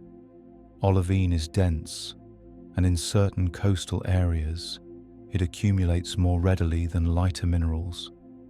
Over time, the concentration creates visibly green stretches of shoreline. To the casual observer, it is enchanting. To the scientist, it is another case of erosion sorting minerals by density. Purple sand occasionally appears where manganese garnet is present in the surrounding rock. California's Pfeiffer Beach is famous for its purple streaks, created when garnet fragments wash down from nearby hills. Similarly, pink sands, such as those found in the Bahamas, are composed of tiny fragments of coral mixed with quartz. White sands, seen in New Mexico's White Sands National Park, come from gypsum, a mineral that erodes into brilliant pale grains. Each of these colors has a corresponding mineral, and once identified, the wonder fades into classification. Despite their variety, colored sands serve little practical purpose beyond decoration. Some are used in landscaping, others in sand art. Craft stores sell bottles of dyed sand, often synthetic, marketed for weddings or children's projects.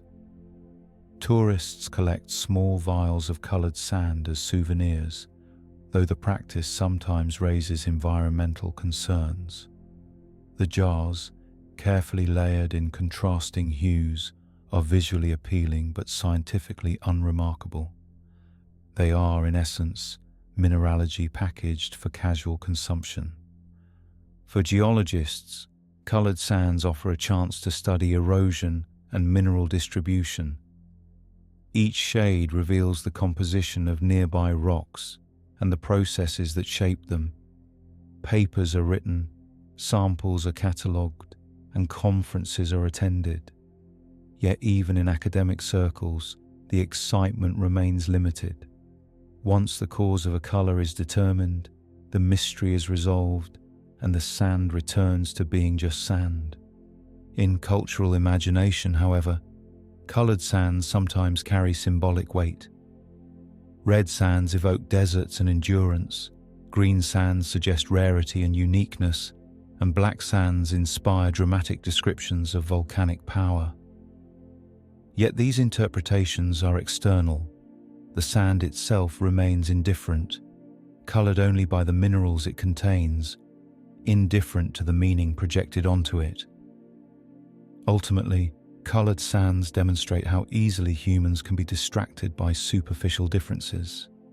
Whether black, red, green, or purple, each grain is still sand, shaped by erosion and destined to be swept away by wind or water. Novelty jars and tourist brochures may highlight their hues, but the scientific explanation always ends in the same place. Minerals crumble, grains form, and sand, no matter the color, remains unremarkable. Not all sand is left to the whims of rivers or deserts. In some cases, sand is deliberately purchased, processed, and installed in environments where humans interact with it daily. Two of the most common examples are playgrounds and golf courses. Both rely on sand in ways that are highly intentional and, when examined closely, almost comically dull. Playground sand is not simply scooped from the nearest beach. standards exist to ensure it is safe. Safe sand is washed, sifted, and sterilized before being shipped to playgrounds. It must be free of dust that could irritate lungs, free of sharp particles that might scratch, and ideally uniform enough to cushion falls. Regulatory bodies and safety organizations have issued guidelines specifying grain sizes, angles, and even moisture content. A parent watching a child build a sandcastle is unlikely to imagine that a committee once debated acceptable levels of silica dust, but such debates occurred, and the documents exist. The texture of playground sand is deliberately soft and fine, allowing children to dig and shape it easily. It is sold in bags or truckloads, with labels assuring buyers that it is play-grade.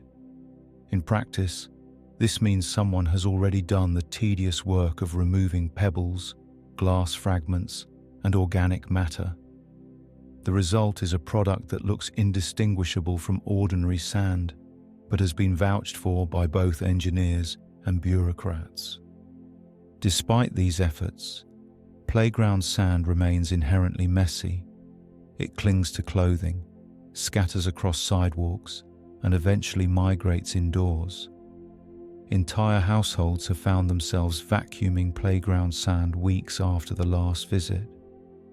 The material is intended to stay neatly within designated pits, but inevitably refuses to cooperate.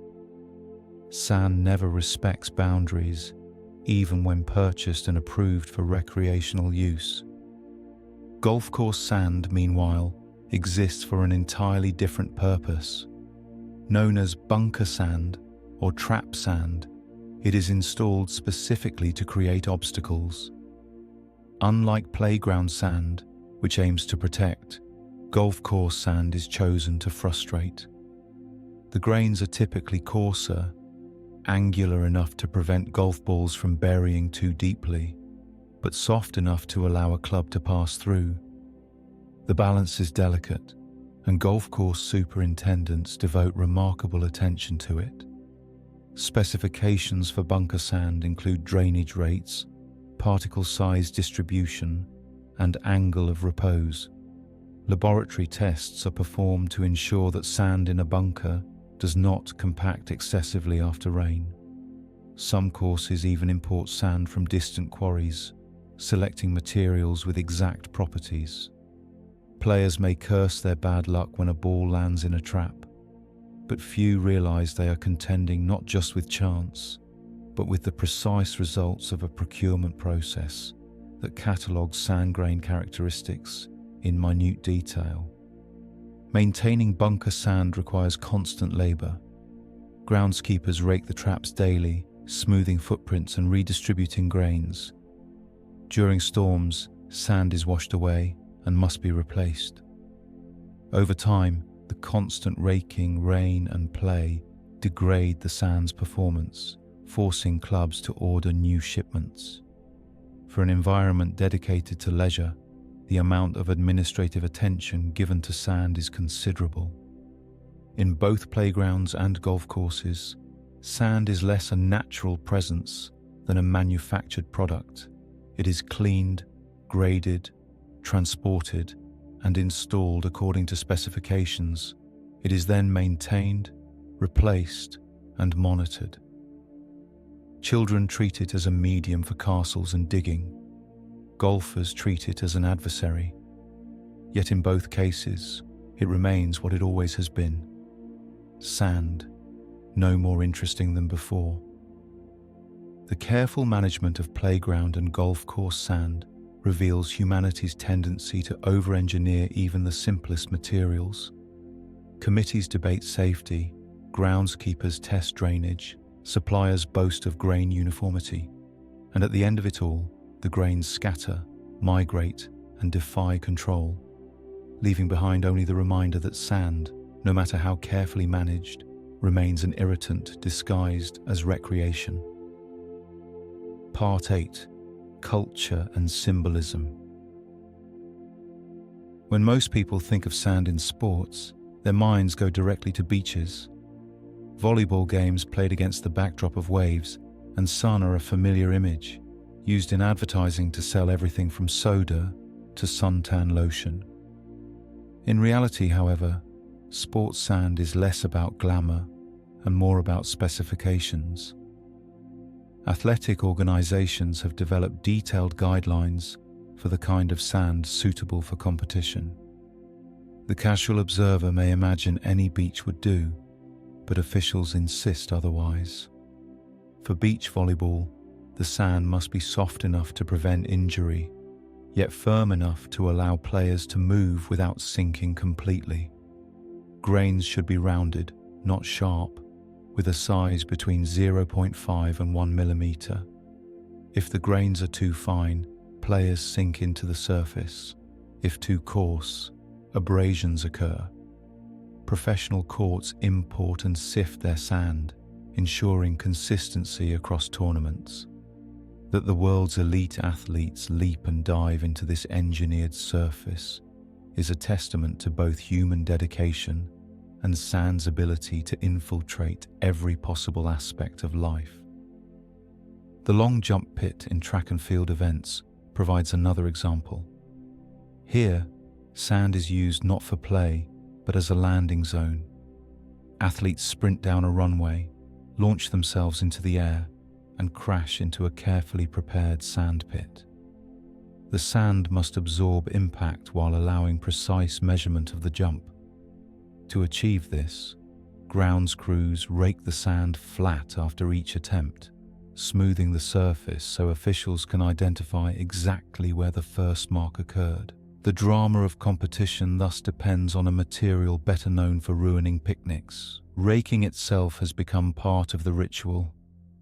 Volunteers or officials step forward after each jump, dragging a rake across the pit to redistribute sand evenly.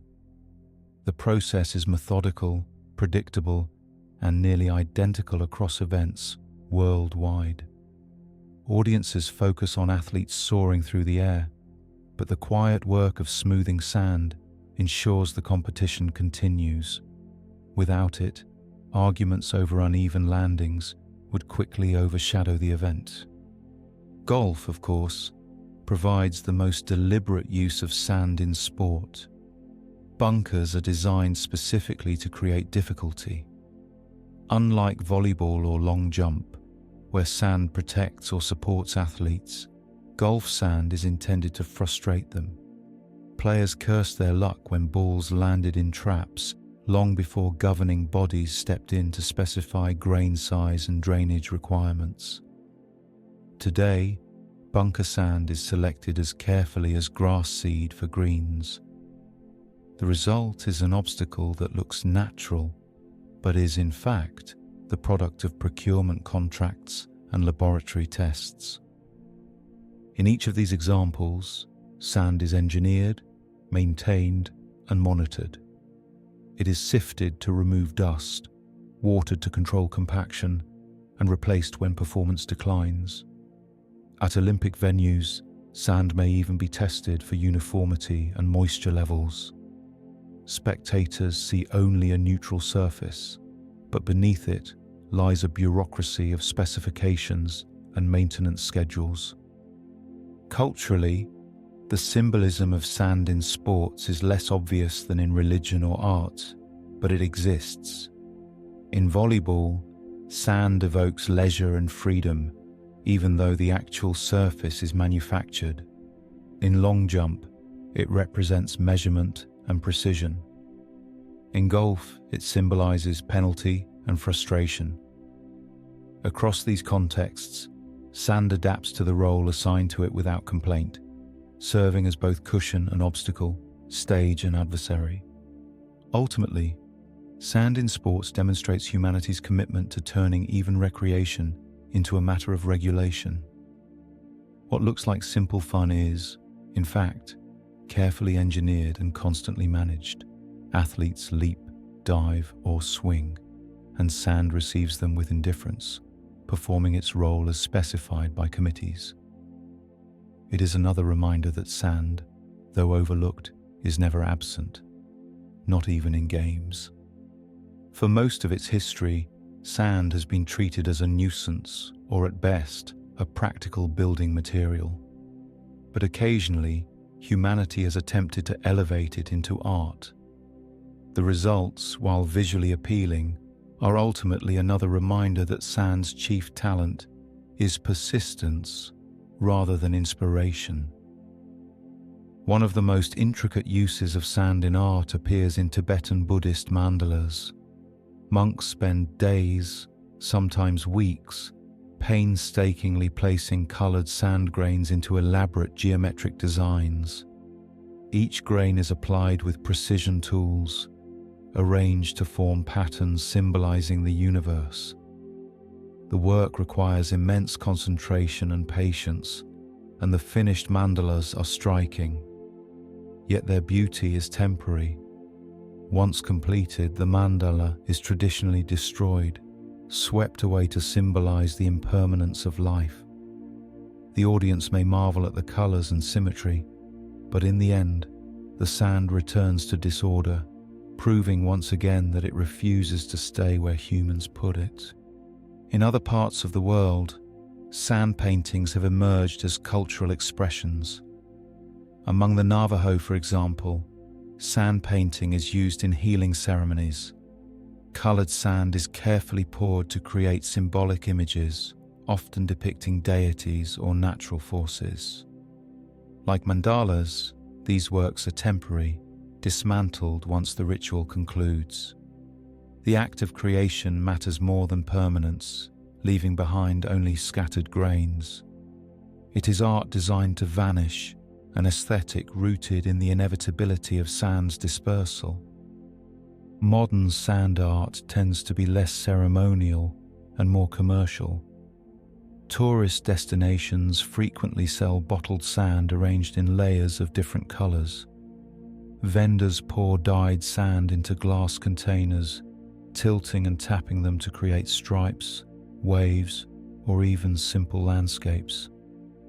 The result is a portable souvenir, sand trapped in a jar, forced into order for as long as the container remains sealed. Children may admire the colors, adults may display them briefly, but eventually the bottles gather dust on shelves, proving that novelty has a short lifespan. Sand sculptures, often seen at beach festivals, provide another attempt to transform sand into art. Sculptors build castles, figures, or abstract shapes, sometimes at impressive scales. These works require damp sand and constant maintenance, collapsing at the slightest disturbance. A gust of wind, a careless step, or a rising tide can undo hours of effort. The impermanence is part of the appeal, though it underscores the futility of trying to impose lasting form on material designed to scatter. Even in more permanent media, sand occasionally appears. Some artists mix sand into paint to create texture, producing canvases with a gritty surface. Others embed sand in plaster or resin to add dimension. These techniques succeed only because the sand is fixed in place by another material. Left alone, the grains would eventually drift apart, resuming their preferred state of disorder. Despite these varied expressions, sand art remains a niche. Galleries do not host major exhibitions devoted to sand, and museums rarely feature it outside of cultural displays. The reasons are obvious. Sand is difficult to control, resistant to permanence, and more likely to end up on the floor than in a frame. Its value in art lies not in endurance but in process, serving as a medium for patience, ritual, or temporary amusement. Symbolically, sand art often emphasizes impermanence. Mandalas remind viewers of life's transience, Navajo paintings embody ritual cycles, and sandcastles highlight the inevitability of erosion. Even bottled sand, unintentionally, demonstrates how fragile order becomes when shaken. In every case, sand resists long-term containment, reminding humanity that some materials simply prefer to remain scattered. Thus, sand in art reveals more about human persistence than about sand itself. We pour it, stack it, and glue it into place, insisting it serve as a medium of beauty. Sand obliges briefly, then disperses. The patterns vanish, the jars are forgotten, the castles crumble, and sand returns to what it has always been, indifferent to our attempts at meaning. Sand has long been a convenient symbol for ideas larger than itself. Though individually unremarkable, grains of sand accumulate into deserts, beaches, and metaphors. Religious texts, myths, and traditions have drawn on this imagery for centuries, turning sand into shorthand for impermanence, humility, and the vastness of creation. While the words may be poetic, the material itself remains unchanged, small particles that shift with the wind. One of the most enduring associations comes from the phrase, dust to dust. Though technically dust rather than sand, the imagery often overlaps. Both represent the Earth's most fragmented state, particles so small that they slip through fingers. Religious traditions have used this to emphasize mortality. Ashes, dust, and sand all remind humanity of its fragile nature, destined to return to the ground. Ceremonies across cultures invoke this imagery, linking the life of an individual to the endless, monotonous cycle of erosion. The Bible makes frequent reference to sand, particularly as a metaphor for abundance. In Genesis, God promises Abraham that his descendants will be as numerous as the sand on the seashore. The image is powerful precisely because sand is uncountable. To imagine counting each grain is to confront the impossibility of the task. Yet beyond the metaphor lies the simple reality. Sand is plentiful and unremarkable, chosen for its ubiquity rather than its grandeur. Deserts themselves carry symbolic weight in religious narratives. In the Judeo-Christian tradition, deserts represent both trial and purification. Moses leads the Israelites through the wilderness, a setting defined by sand and scarcity. Jesus spends 40 days in the desert, tempted and tested. The barrenness of sand-covered landscapes becomes the stage for spiritual struggle, chosen not for their drama, but for their emptiness. In mythic terms, sand is the material expression of desolation, offering nothing, demanding endurance. In Islamic tradition, the desert is likewise central. The Quran references sands and shifting dunes as reminders of God's power and human transience. Pilgrimage routes crossed vast sandy expanses, reinforcing the association of sand with devotion and perseverance. To walk across endless dunes was both a physical and spiritual test, a confrontation with the monotony and indifference of nature. Other cultures employed sand in symbolic rituals. In Hinduism, the impermanence of sand resonates with the concept of Maya or illusion. Temporary patterns drawn in sand emphasize the fleeting nature of existence. In Japanese Zen gardens, raked sand represents water, waves, or emptiness, used as a tool for meditation. Though carefully shaped, the patterns are inevitably disturbed, reinforcing the lesson that nothing remains fixed. Myths outside of formal religion also turn to sand. Folk tales often portray deserts as mysterious realms where travelers lose their way, swallowed by dunes. Legends of shifting sands emphasize instability, warning of danger beneath an otherwise quiet surface. Even in stories of magical creatures or buried cities, sand plays the role of concealer, covering and erasing. Its symbolism is consistent. Sand hides, erodes, and overwhelms, rendering human effort temporary. Despite these layers of meaning, sand itself never participates. The metaphors belong to people, not to grains. A desert does not test faith, it simply extends in every direction, indifferent to the footsteps that cross it. Sand does not symbolize abundance, mortality, or illusion on its own. Those associations are imposed, extracted by human imagination. Left alone, sand has no message beyond its texture. Thus, in religion and myth, sand becomes a blank canvas. It is pressed into service as a symbol of death, abundance, emptiness, or endurance, depending on context. The material does not resist. It allows itself to be counted, compared, and cursed, all while continuing to shift with the wind. The lessons drawn from it may endure, but the sand itself remains scattered, patient, and uninterested in the meanings projected onto it. If religion and myth turned sand into a symbol of mortality and endurance, literature made sure the metaphor was never allowed to rest. Writers across centuries have reached for sand when they needed to describe time, abundance, or futility. The result is a long record of overuse, with sand employed so often that the word itself has become shorthand for predictability. Few materials have worked harder to carry meaning while offering so little in return. Perhaps the most obvious metaphor is sand as time.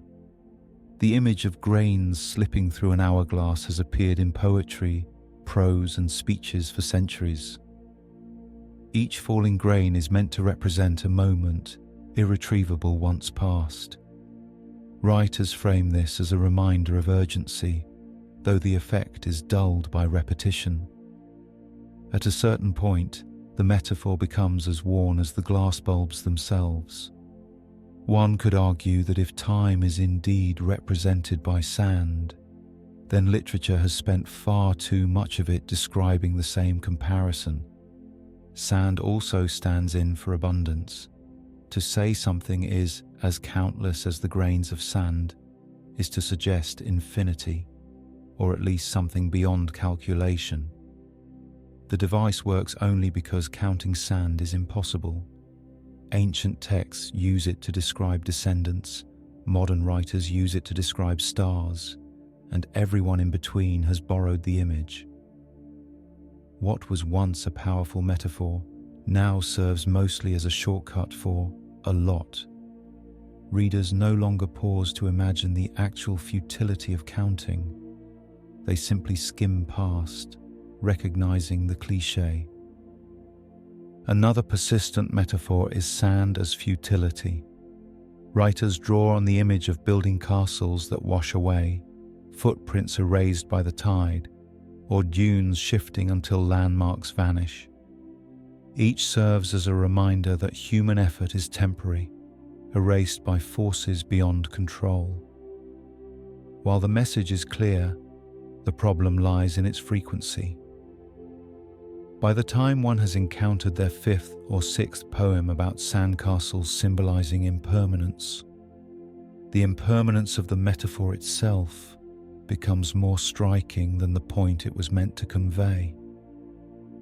Literature has also leaned heavily on sand as instability. Shifting sands appear in political commentary, novels, and speeches, representing uncertain foundations. The phrase is invoked so often that its origin in literal dune movement is rarely considered. It has become idiomatic, drained of imagery by repetition.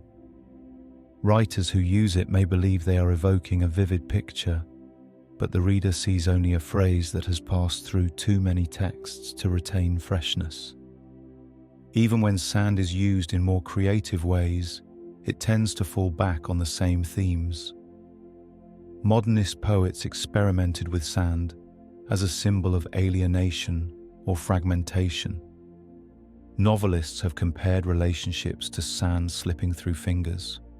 Contemporary lyricists add little more, except perhaps the occasional reminder that sand is unpleasant when stuck in shoes. In every era, the metaphors circle the same ideas: time, abundance, futility, impermanence. Sand has become a recycling bin of imagery. The persistence of these metaphors may say less about sand itself than about writers' habits. Sand is available, visible, and universally understood. Unlike rarer materials, it requires no explanation. Everyone knows what sand looks like, how it feels, and how impossible it is to contain. This familiarity makes it convenient, but also tedious. Readers nod along at the mention of sand, rarely surprised, often unimpressed. In short, literature has overburdened sand with symbolism, asking it to carry messages far more profound than its nature warrants. While other materials, stone, fire, water, can inspire new interpretations, sand is trapped in a narrow cycle of clichés. The grains remain silent, indifferent, and interchangeable, while writers insist on turning them into lessons. If metaphors were measured by originality, sand would be long overdue for retirement. If literature leaned heavily on sand for metaphors, everyday language made sure those metaphors never went away. Sand has seeped into idioms, sayings, and casual expressions, proving that even the dullest material can leave a permanent mark on speech. The phrases are familiar, repeated without much thought, and usually employed long after their literal origins have been forgotten. The most common expression is the shifting sands. It appears in politics, business, and personal conversation whenever someone wants to describe instability. Originally, the phrase referred to dunes that move with the wind, making landmarks unreliable. Travelers could not trust the desert landscape, as one dune today might not exist tomorrow. Over time, the imagery was adopted as a way to describe uncertain conditions in general. Newspapers write of the shifting sands of public opinion. Managers warn of shifting sands in the marketplace, and speakers caution against building on shifting sands. In every case, the underlying meaning is the same: do not trust the foundation. The frequency of the phrase, however, has dulled its impact. What once conjured images of treacherous deserts now produces only the mild acknowledgement that circumstances might change. Another expression, pound sand, is less poetic but far more blunt. To tell someone to go pound sand is to dismiss them, implying that their efforts are worthless or that they should occupy themselves with something futile. The phrase likely originated in the 19th century, when pounding sand, literally compacting it with tools or feet, was considered meaningless labor. Today, the phrase survives mostly as a way to send someone away rudely. It is a reminder that sand can symbolize not only instability, but also pointlessness. Other expressions involving sand appear less frequently, but persist nonetheless. Like sand through the hourglass, became widely recognized through popular media, particularly soap operas, where it was repeated endlessly as an introduction. The phrase reinforced the association of sand with time, though repetition gradually turned it into parody. Similarly, burying one's head in the sand, though technically about ostriches, has become a shorthand for denial or avoidance. That ostriches do not actually perform this act has not stopped the phrase from embedding itself in conversation, linking sand with stubborn ignorance. Even technical terms have slipped into general language. Sandbagging, for example, originally described the act of placing sandbags as barriers against floods.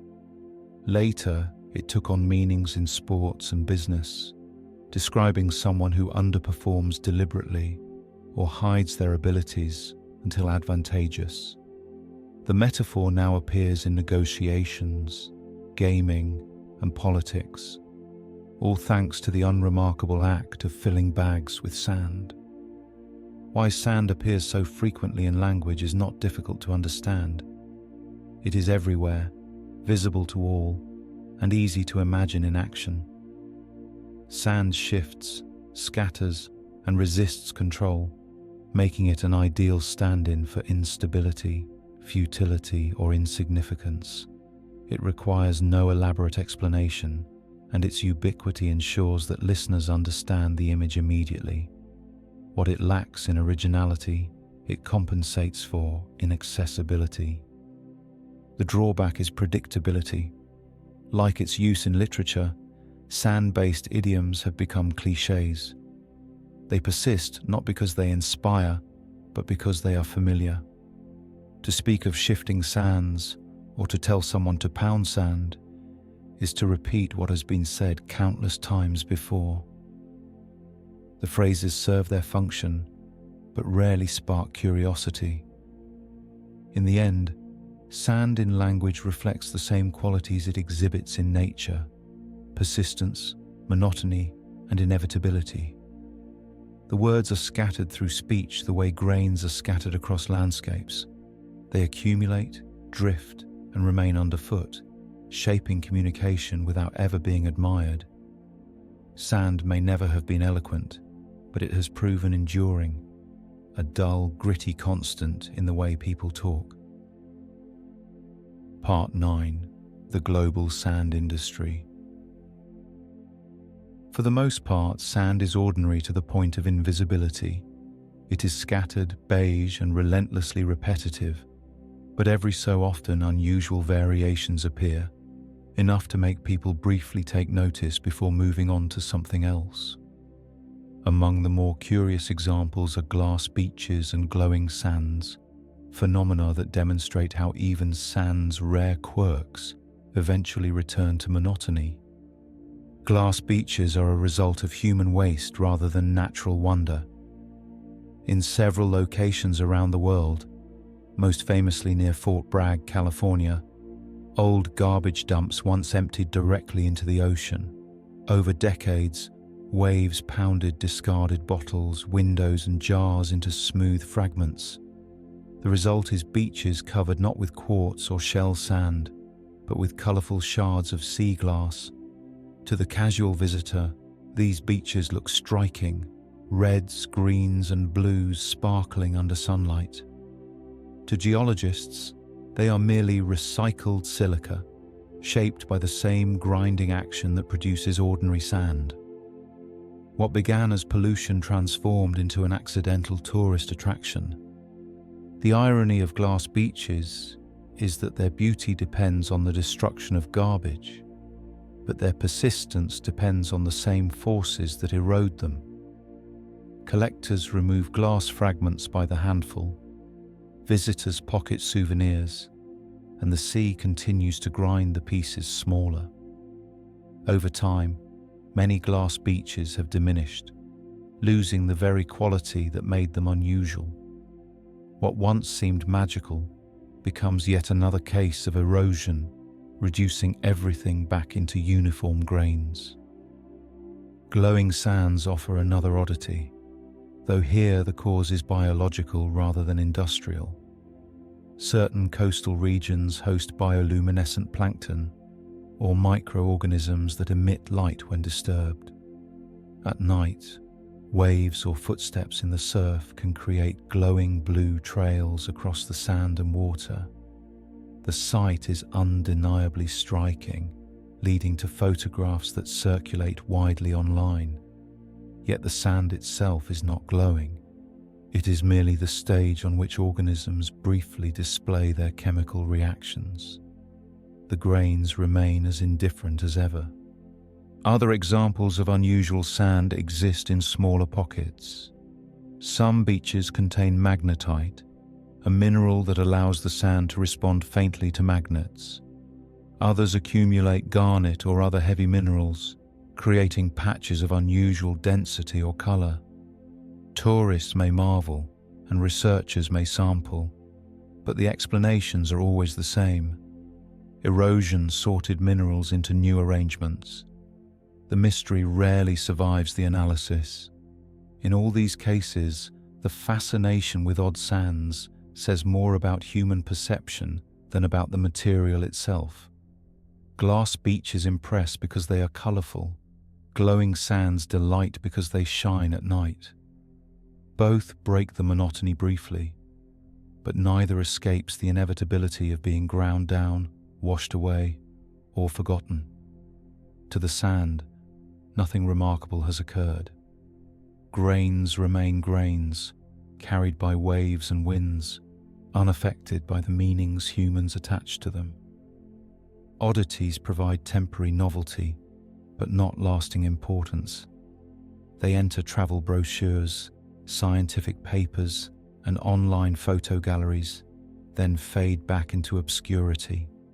The beaches return to beige, the organisms vanish with the tide, and the world continues its routine accumulation of ordinary sand. Even in its rarest forms, sand proves committed to its central role, existing in vast quantities without asking for attention. Thus, the so-called oddities of sand remind us of the limits of curiosity. A beach made of glass and a shoreline that glows both end in the same place, as ordinary sand, shifting underfoot, resisting permanence. The spectacle is temporary, the boredom is eternal. Most people assume sand is free for the taking. It is scattered across beaches, piled in deserts, and deposited along rivers, seemingly without limit. Yet as industries began consuming billions of tons each year, governments discovered the need to regulate sand. What began as a material beneath notice is now the subject of laws, permits, and international disputes. The regulations themselves are thorough, bureaucratic, and profoundly unexciting. In other words, perfectly aligned with the character of sand. At the local level, sand extraction is often controlled by permits. Contractors wishing to remove sand from a riverbank, lake, or quarry must apply for approval. Authorities review the application, consider environmental impact, and issue licenses. These documents specify where, when, and how much sand may be removed. Failure to comply can result in fines or, in some regions, imprisonment. Entire offices exist solely to track how many tons of sand have been shoveled, hauled, and sold. For those seeking the least thrilling career path imaginable, this branch of public administration provides an option. Environmental regulations focus heavily on erosion. Removing sand from beaches weakens coastlines, leaving them vulnerable to storms. Laws in countries from the United States to Australia prohibit large-scale beach mining. Some regions have gone further, designating sand dunes as protected landscapes, complete with signage and fines for anyone caught filling a bucket. These rules are enforced not by dramatic patrols, but by slow paperwork and the occasional warning notice. Sand, it seems, requires bureaucracy to stay in place. International trade agreements have also entered the picture. Nations that export construction-grade sand, such as Malaysia and Vietnam, have at times imposed bans to protect their resources. Singapore, famous for its rapid land reclamation projects, has imported massive quantities of sand to expand its territory. This demand has sparked diplomatic disputes, accusations of environmental damage, and lengthy negotiations. The image of countries arguing over sand shipments is simultaneously absurd and inevitable. In Europe, the regulation of sand falls under broader aggregates policy, which covers gravel and crushed rock as well. The European Union issues directives that member states translate into national law. These documents describe assessment procedures, reporting requirements, and sustainability targets. Reading them is a challenge in endurance, filled with phrases like harmonized extraction protocols and annual compliance benchmarks. To the casual observer, it might seem strange that so much effort is spent ensuring proper handling of particles smaller than a fingernail. Health and safety laws add another layer. Workers in sand mining and sandblasting industries face risks from silica dust, which can cause silicosis, a serious lung disease. Regulations now require protective equipment, ventilation systems, and exposure limits. These measures save lives, but they also add pages of requirements to already dense rulebooks. What might once have been a simple instruction, shovel carefully, now expands into entire volumes of compliance standards. Critics argue that regulations often fail in practice. Illegal mining continues in many countries, driven by high demand and weak enforcement. Reports of sand mafias highlight how profitable ignoring regulations can be. The existence of organized crime in sand underscores both the demand for the material and the inability of rules alone to control it.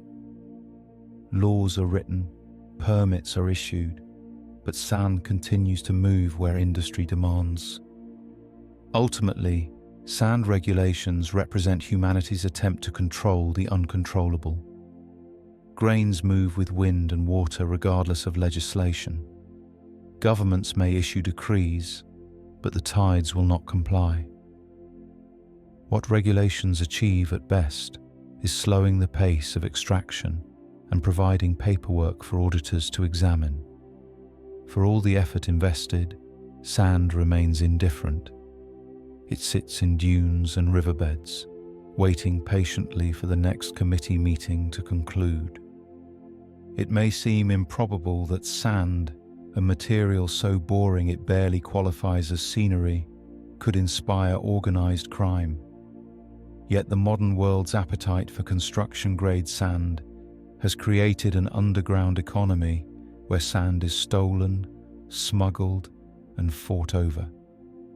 The phenomenon is often described as the work of sand mafias, a phrase that manages to sound both dramatic and faintly absurd. The roots of sand crime lie in scarcity. While deserts overflow with grains, their rounded shapes make them unsuitable for concrete. Builders therefore rely on riverbeds, lake shores and beaches, which supply angular grains that bind together effectively. As urban development accelerated, these sources were depleted, regulations tightened, and legal supply chains struggled to keep pace. Criminal groups stepped in to fill the gap, operating outside the law and often at the expense of both ecosystems and communities. Illegal sand mining is widespread in parts of Asia, Africa, and Latin America. In India, for example, reports describe entire riverbeds stripped of sand by night, the material loaded onto trucks and sold to developers. The practice lowers water tables, destabilizes banks, and damages agriculture. Yet the demand for new housing and infrastructure ensures that the trade continues. Enforcement, when attempted, often proves ineffective. Sand can be moved quietly and quickly, leaving little trace besides empty pits and eroded landscapes. The operations are not always small. Some groups control fleets of trucks, boats, and machinery, extracting thousands of tons in short order. Confrontations with local authorities have turned violent. Journalists investigating sand mafias have faced intimidation, and in some cases worse. That such outcomes result from disputes over sand underscores both its economic importance and its stubborn refusal to remain a trivial resource. Smuggling also extends across borders. Countries with stricter controls sometimes find their supplies supplemented by sand imported illegally from neighbors. Ships carrying sand may disguise their cargo or falsify paperwork, blending in with the legal trade. The material itself offers no clue to its origin. A grain from one river looks much like a grain from another.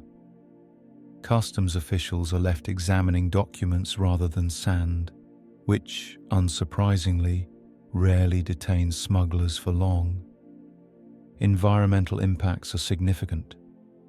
Coastal sand theft contributes to erosion, undermining natural barriers that protect against storms. River sand mining disrupts aquatic ecosystems, threatening fish populations and water quality. In some cases, entire islands have shrunk or disappeared under the pressure of extraction. Local communities bear the consequences, while profits flow elsewhere. Governments have attempted to respond with regulations, bans, and policing. Some nations have outlawed sand exports altogether, while others issue permits that are quickly circumvented. The global demand for concrete ensures that wherever a regulation is written, a loophole or illegal supplier soon follows. Sand mafias thrive in this environment, capitalizing on a resource so ubiquitous that its absence is rarely noticed until it is too late.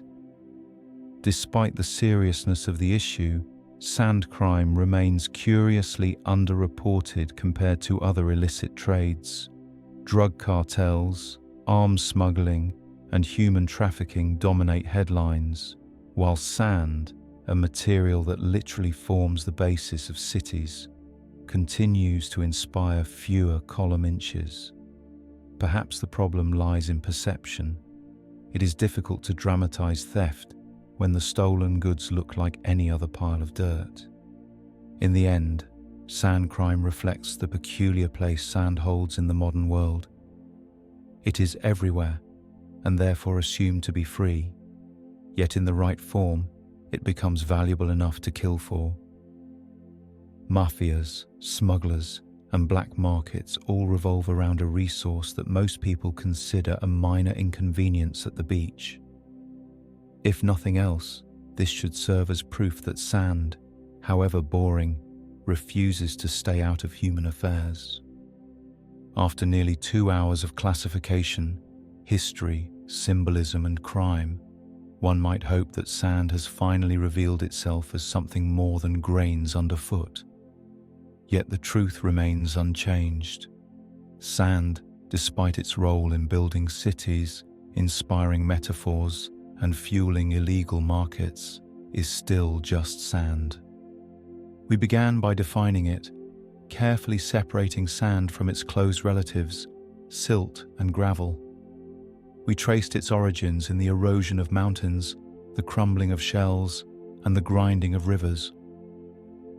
We considered deserts too smooth to build with, beaches too clingy to ignore, and rivers too modest to inspire, but too essential to dismiss.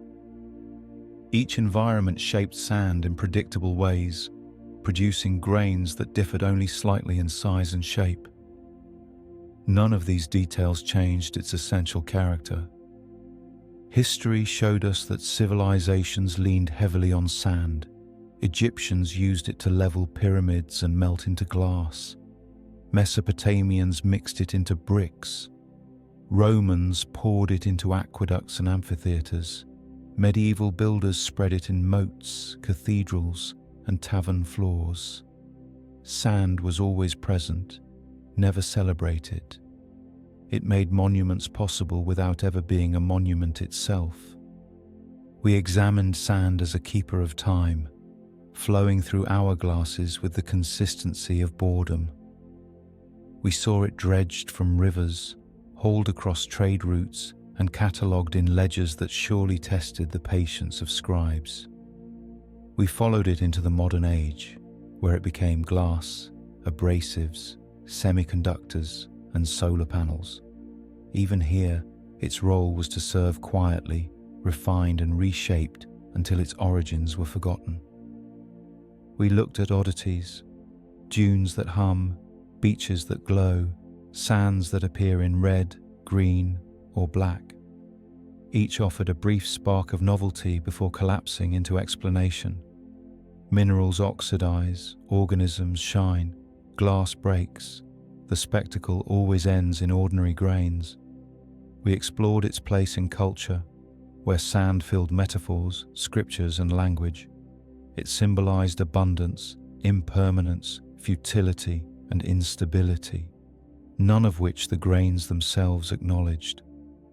They simply sat, scattered and silent, while writers and preachers projected meaning onto them. Finally, we turned to sand as a commodity. Regulations were written, bans imposed, mafias organized, and smugglers enriched. Violence erupted over riverbeds and beaches, while governments struggled to control a resource most people still consider free. In this, sand proved itself paradoxical, boring enough to ignore, valuable enough to fight over. And yet, after all of this, sand has refused transformation. It remains what it always was, small particles of rock and mineral, moved by wind and water, indifferent to human attention. Its role in history and modern life is undeniable, but its character has not changed. Sand does not aspire, does not resist, does not participate. It merely exists, accumulating in piles and scattering again. Perhaps the only lesson is this: not everything that shapes civilization needs to be interesting. Some forces are essential precisely because they are monotonous. Sand's contribution lies not in brilliance but in volume, not in rarity but in ubiquity. It supports our buildings, times our rituals, frustrates our athletes and fills our metaphors, all while remaining the least remarkable material imaginable. So we end where we began, with sand, defined, categorized, measured, traded, stolen and symbolized, yet never improved. It is still just sand, countless grains underfoot, resisting our efforts to make it anything more. And if you actually made it all the way through this episode of the Boring Files without drifting off, congratulations. You're part of a very small, very unusual club. Leave a comment and let us know, though we'll understand if you were snoring halfway through the grain size classifications.